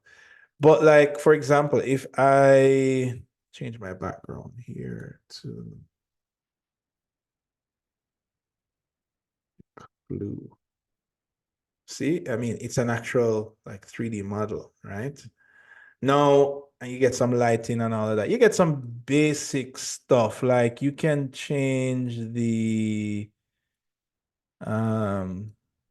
anyway, I'll leave you to explore. The point I'm getting is that you can now animate this. So for example, I can do like arrive, can do like a turntable, right? But remember, these are like pre-made stuff, but you can do like, okay, stop that. All right, so let me go to, oh Lord, I'm getting rusty. Where's my animation pane? There we go. So this shows a listing of all the animations that you did. So for example, let's say for this thing, I want it to arrive in a 3D way like that. So over here, when I click, it arrives. Now the next thing I want it to do is I want it to move in a particular way. In this case, it moves down, but I can move it over here. So that way it moves. So oh, I deleted the first one, my bad.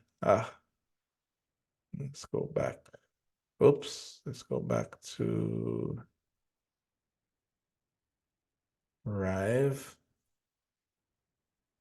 Then, oh, I think I have to do it here. Add another animation. Oh, add animation. That's what I did. All right. So, and then I go to move. Right. So it arrives, then it moves. So when I press play here, it comes in, then it goes to the right. And then maybe some text comes here. Maybe it's an interview with you talking about It's how 8:01 p.m. this thing moves and do this other thing or whatever. You know, I'm just trying to open up your appetite to saying that, hey, you can do models in SketchUp, right? You can also, where is it? Let me add another animation again.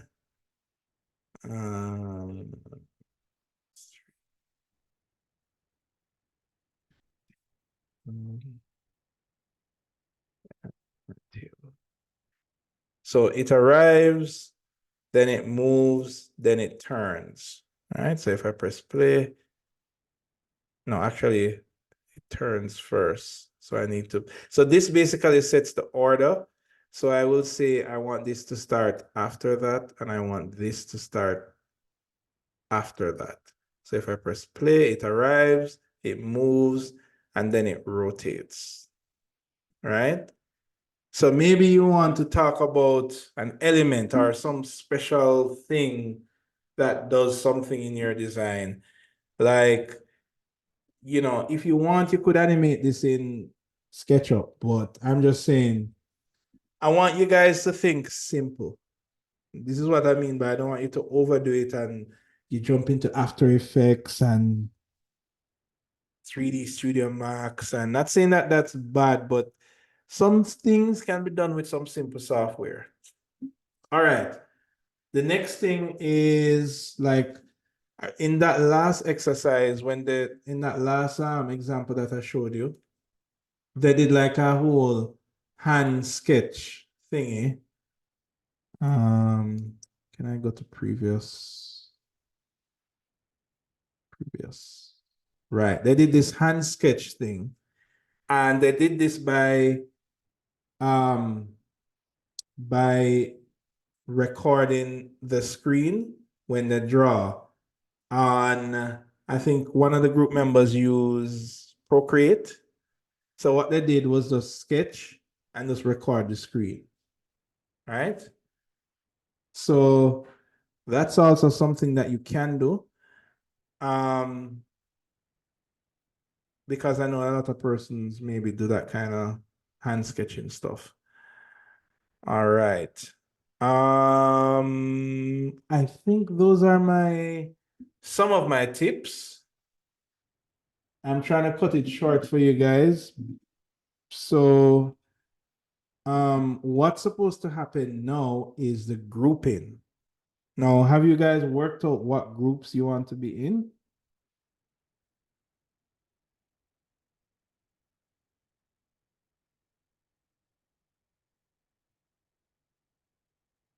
Guys? Not yet, sir. No. We have to do that today. If you're not in a group, then that means you're solo. Right? Remember, we're not seeing each other again after this, So it's now or never, right?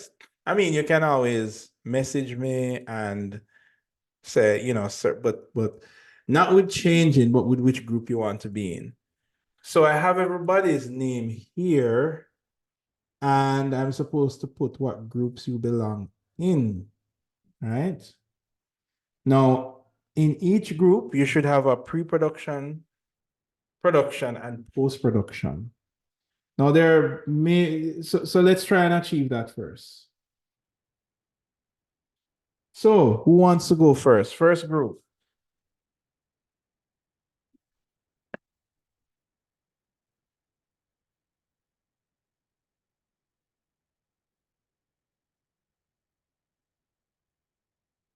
Hello. Alessandra.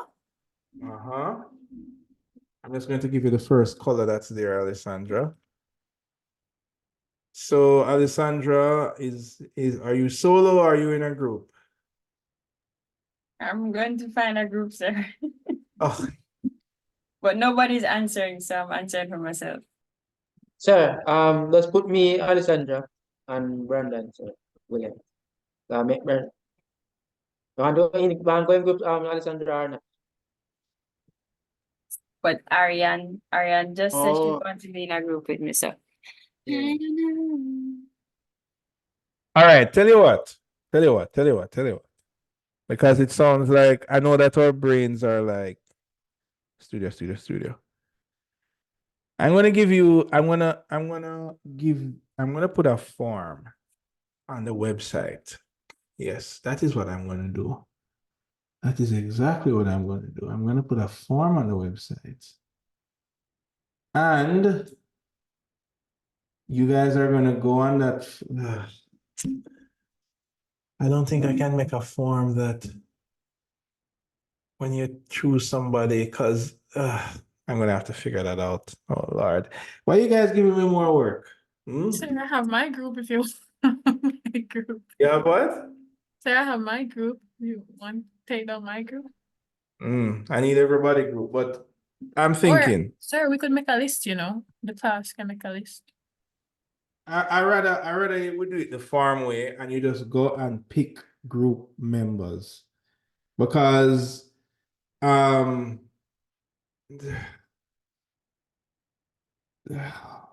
want to do it that way so it's digital and instant, but I don't want there to be overlaps. Meaning that I don't want you to pick so when somebody picks somebody And that person is gone, so you have to pick somebody else. 'Cause obviously, one person can't be in two groups, right? Okay. Challenge accepted. I will create that form somehow. I don't think Google can do that, but probably find something that can. All right, so that basically concludes our business for today. The last thing that I want to unveil is the final project, right? So let us do that now real quickly so that you guys can go. I want to just make sure everybody understand the handout and nobody don't veer off to do their own thing. And when I'm marking it, I'm like, what is this person doing? Like, are we doing the same assignment?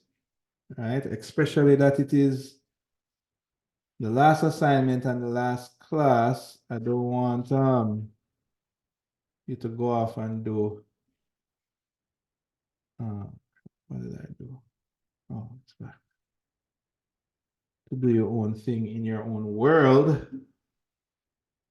Oh gosh, let us find. First, I need to find the assignment. Just give me 1 sec, guys. Let me just 24. Okay, here we go. All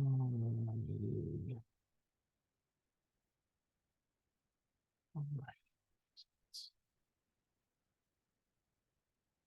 Where is the download button? Here it is.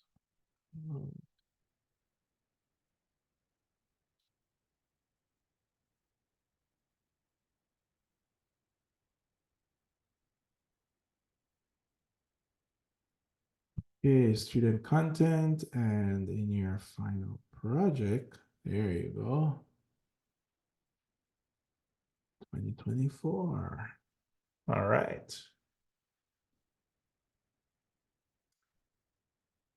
Yeah, it's a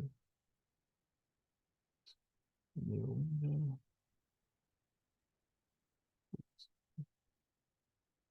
Good. I need to copy this code. But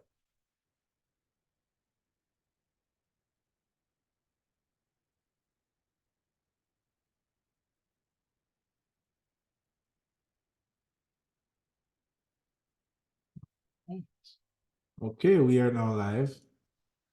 So let's go to the class website. And let's go to computing and advanced computing 2. All right, so when you guys scroll down, ta-da, this is the final project, right? Now, I kind of went through this with you last week, so hopefully we haven't forgotten what it is. But just quickly again, create an architectural film using a combination of 3D animated visualization, live action footage, images, diagrams, sketches, photographs of physical models. You can do any one or a combination of all of these to express the connection between your architectural concept and your architectural design project, right?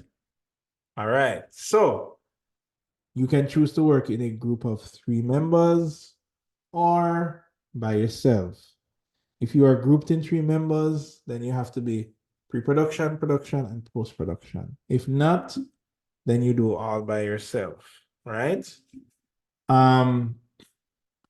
We have the proposed timelines here. The first thing you're supposed to do is to create a storyboard, right? Which we are supposed to do today, but you need to be in groups in order to do that. So, let me scroll down some more. This is an idea of what pre-production, production, and post-productions are responsible for. Basically, what you're going to be graded for each role. All right. And this is the overall grading criteria. All right. So all of that is here on the site. Now, you click here to submit your movie on storyboard. You're supposed to choose your group color. You submit your storyboard, and then you submit your film, right? Now, your Sorry for that, sir. On the day on storyboard submission, yes, we submit as well, or somewhere different. let's just use here as well. We're just going to use here. Okay. So you can just click storyboard and click submit. Choose your group, storyboard, and submit, right? Oh, okay, No. sure. Just so I understand, we're doing this twice. So when we submitted the storyboard on the Right. 29th, So you're going to end up, with you're going to end 21st. up doing it twice. Okay. Yeah. All right. Now, we usually approve the storyboards. That is the process that I'm most worried about.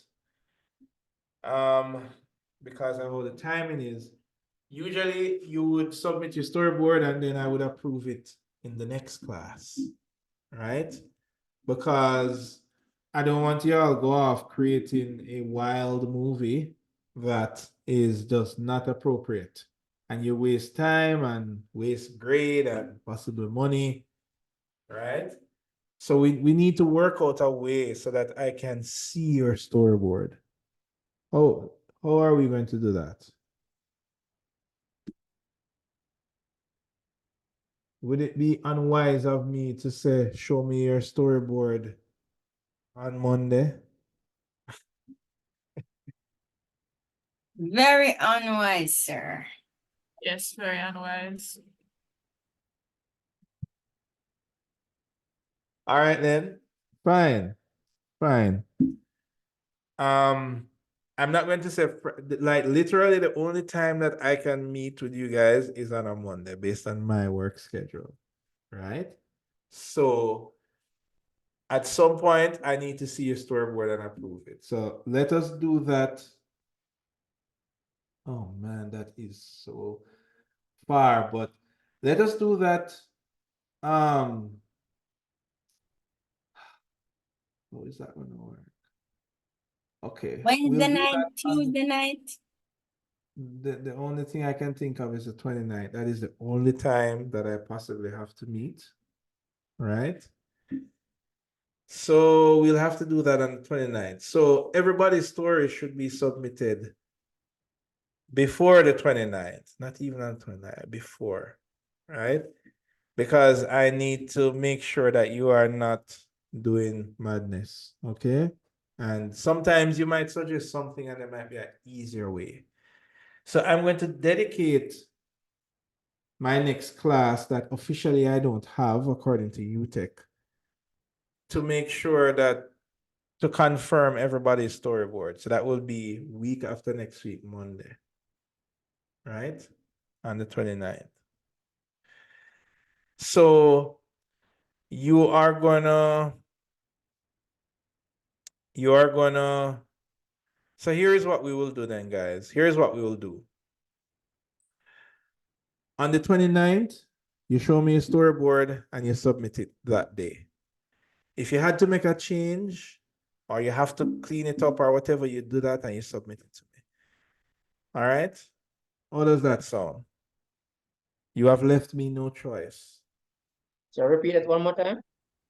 So on Monday, the 29th, I look on your storyboards. All right? No problem, sir. All right. Because I don't want you to, the trick with that is that you kind of have a shorter time to work. I mean, unless you have confidence in your storyboard and you start doing some of the prep work before, I would suggest that you do that. But on Monday is where you show me and submit your storyboard. All right? Sir, when I Monday say the show you, 29th. sir, that you mean No, meaning approve. You will show me and I say, okay, that is a good story, or that is a good movie, or that sir, is not a is good that movie, after or submission or that's going to be no, done? we'll come to class, you Oh, will okay. show as a group, and then one of the members of the group submit it. All right? The 3 o'clock class. The 3 o'clock class, exactly. Because we won't need to meet for the 4 hour class, because classes are done. So technically it's not a class. So I'm just meeting to confirm your storyboards. All right. And I want it to be confirmed before you submit it. All right. You're going to complete the storyboard, before you come to class. Now you're not going to do it in class. There'll be no time for that. I'm literally going to come to class and say, okay, groups, show me your storyboard. And group blue is going to say, this is my storyboard. And I will say, how are you going to do this? And how are you going to model that? And how are you going to make the pig fly in your animation or whatever you plan to do? And then you might add, I might say, well, I don't think you should have flying pigs, so you should take it out. So then you're going to have to change your storyboard before you submit it. Or what usually happens in most cases is that your storyboard is pretty much okay, and you just submit it. That's what usually happens. So that is what you're going to do.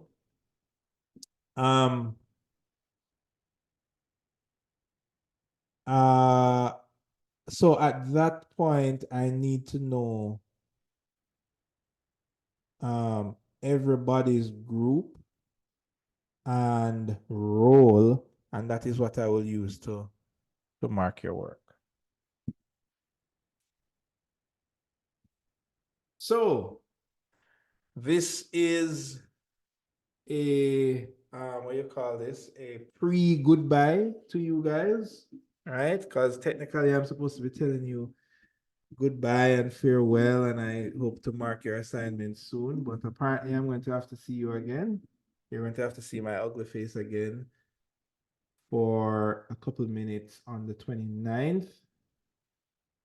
But officially, this is pretty much the end of the module. I hope you guys learned some stuff and you had some fun. All right. Yes, we did. All Yes, right. sir. You still do have one more class activity, which is supposed to be that game thing you're supposed to check out, but that was done by architects. You just need to get that to me before I mark. So I would say after your studio stress, you can de-stress with that activity, hopefully. All right. All right, but it has been great. I must say that this group has the best attendance I've seen in a while, from what I can remember. All right, so that is a good thing. I mean, you did dip down a little bit, but from what I can recall, on average, At more 3%, than. you're good, sir. I second that. They're not. Well, don't worry, guy. I'm here to help you to pass. So fairly. So I guess what we can end on, I will show you that video that I promised to show you here. This was the COVID year when we did this assignment. Come on, where did I put it? I put it. Oh, wait a minute.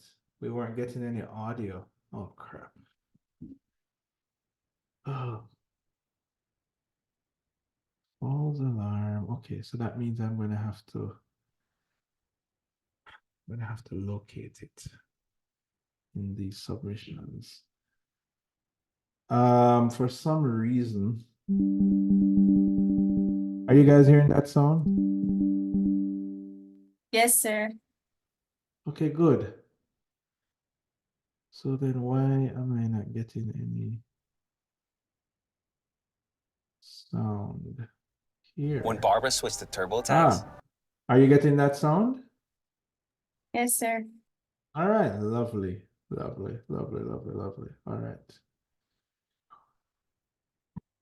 Okay, let's see if we can find that video. It's somewhere. Here it is. The classic. All right. So this was 2019? No, 2020. Yeah, because it was COVID year. Right. Final project. Differing in features from my ancestors? I was not as accepted as intended. I stand in modernity, giving new life and meaning to transcendence. I curve my hands onto the Bible, sending up my prayers throughout my. Okay, crap. Sorry. Quick pause. So this was another version of the assignment. In this version, it is not linked to your design studio, but instead they were given a model and they're supposed to make an architectural movie using that model. So it's the same kind of work, but this one had more, I guess you could say more freedom because the movie is about whatever you want it to be. It's not necessarily, it doesn't have to show the connection between your concept and your design studio. It is whatever idea you have. Granted that your storyboard was approved by me. So the really wild, crazy ideas, you wouldn't see them. All right? Everybody got that? Yes, sir. Okay, let's continue. My geometry. My facade invites all to give praises to our Creator. Suffering the little children and forbid them to come unto me, for to such belongeth the kingdom of heaven.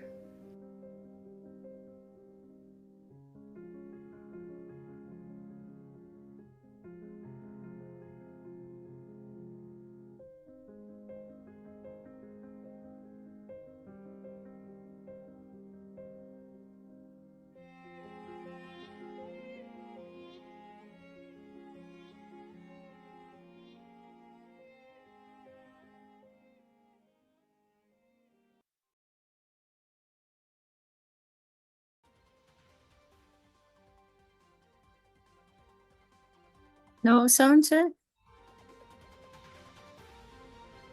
Yeah, but I think this part was Good little low. afternoon. I am Jadian Rickis with the Archi News.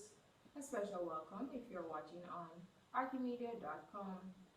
We begin with the news that the coronavirus has affected persons in many ways. The congregation. Oh, are you hearing it? It gone down low now. It's low.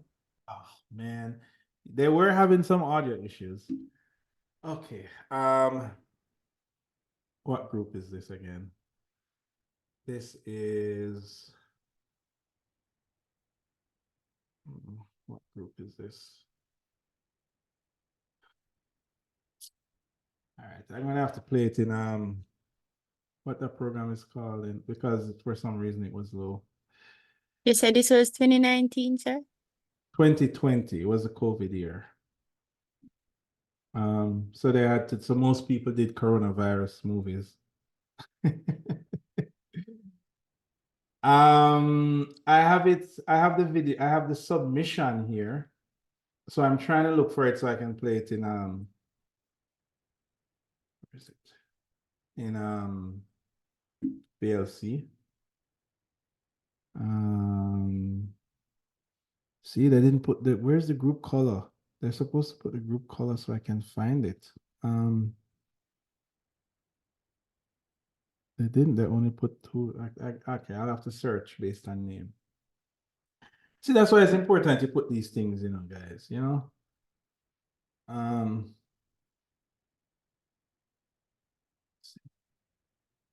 check. Okay, 20. I don't even see it. Let's title it.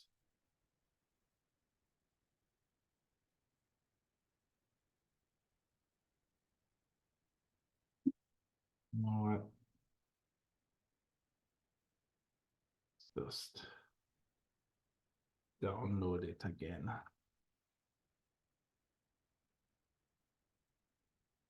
Yeah, let's download it again. Why not?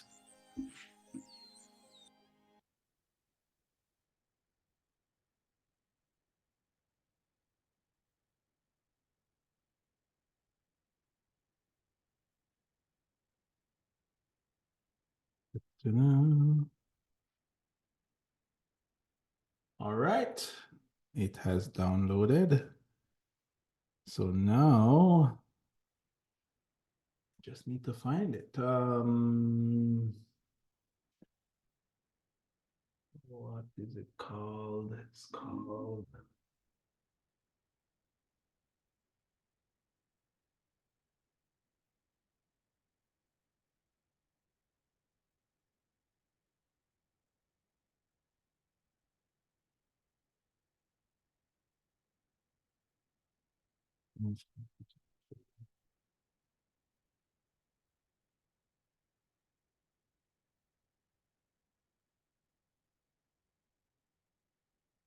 okay, here we go.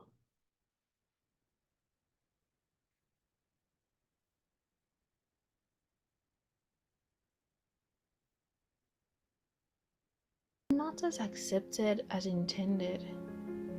It's a little I louder. stand in modernity, Is that giving better, new guys? life and meaning to Yes, sir. transcendence. All right. Curve my hands onto the Bible, sending up my prayers throughout my geometry.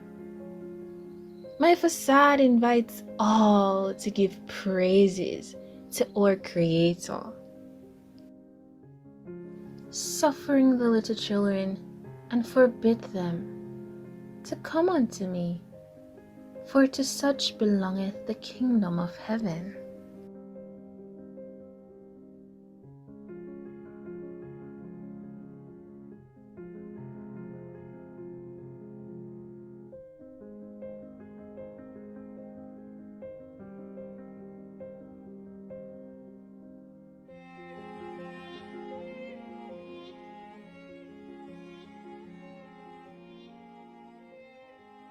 Hopefully it's not low this time.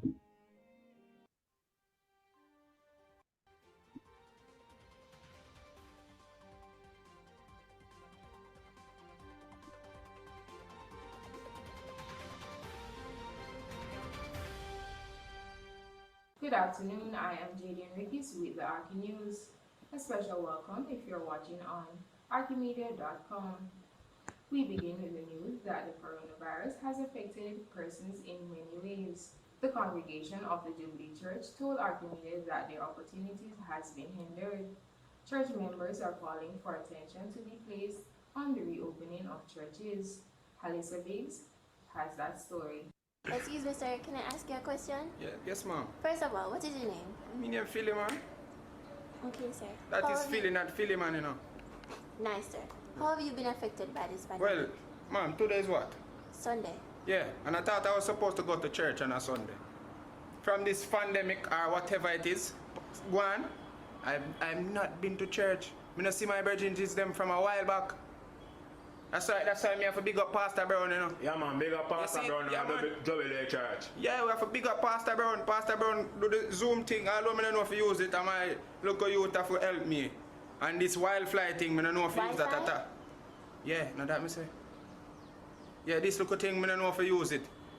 You see, I grill fence and him friend them start this. Yeah, man, the boy grill fence. Hey, don't do that. Yeah, I grill fence. Cause them want to make money from pharmaceutical and thing, kill off people and limit the population. At that. Okay, sir. Thank you. Thank you. Yeah, man, big up on yourself, man. Anytime.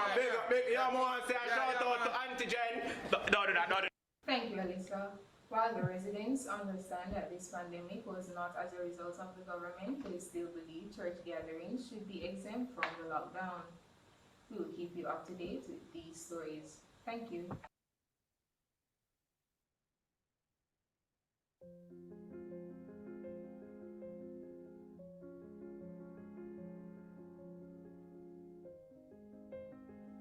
What has happened to me? Is this emptiness a fault of my design? Beyond the views of mine eyes, not a person in sight. The streets wither and the walls grow moss. Birds fly where my praises once transcend. Verdure befriends my platform. The answers I seek are not before me. Looking into myself, I became one with what I seek to understand. What do they need?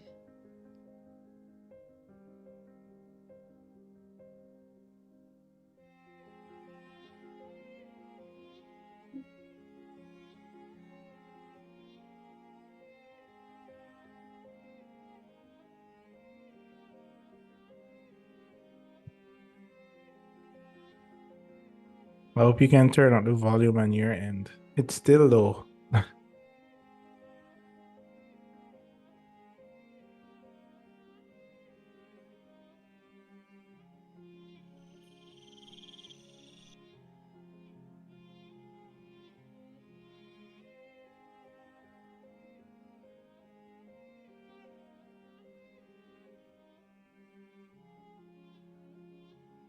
Am I not the only one who has been affected? Abandoned by the regular embrace of their occupants? These buildings stand in isolation. How could I have been so blinded by my own arrogance? There needs to be change in the way we live, a change in our lifestyle, a change in our function.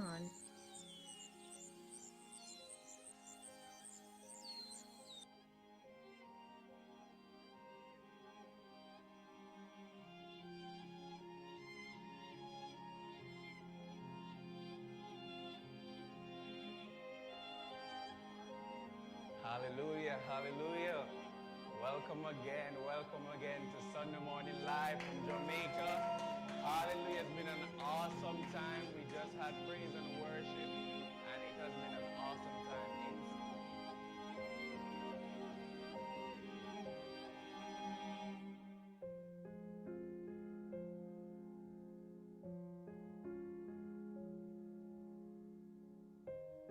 I remember when I stood tall with my white walls standing out.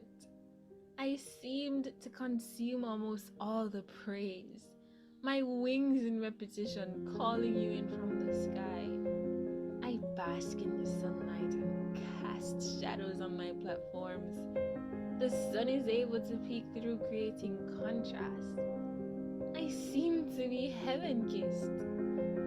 I was once overflowing with praises when my design was respected. And he laid his hands on them and departed thence. And behold, one came to him and said, Teacher, what good thing shall I do that I may have eternal life?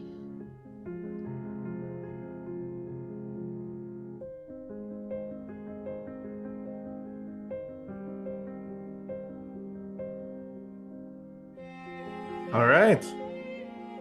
All right. So, what do you guys think of that film?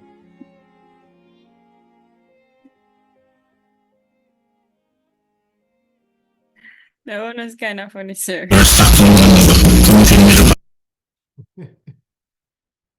Yeah, right. So, right. So, I don't have the storyboard, but basically, it was just talking because they got the Jubilee Church to do. Everybody used to gather at church. Now there is no more church. And then they inserted this interesting, funny clip here. And then basically, the church became deserted. But then, church pretty much started to come into the home, represented by this person here, you know? And that was kind of the moral of the story, right? So, anyway, I want to leave you guys with that interesting and funny film. It's there on the site, so you can check it out. There's even another one I remember that I think I had put it there as well. So, yeah, that was your Advanced Computing 2 module. Who knows? Maybe I'll see you guys again in the field, but I know I'll see you again on the 29th, right? Yes. All right, guys. Good luck with your interim tomorrow, and good luck with your final presentation. All right. So as soon as you get that done, just gear up to finalize everything with Advanced Computing 2 final project. Okay, guys, I'm out. Take care and good luck. Yes, sir. All right. Yeah, then.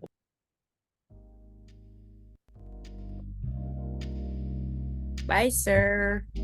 Bye.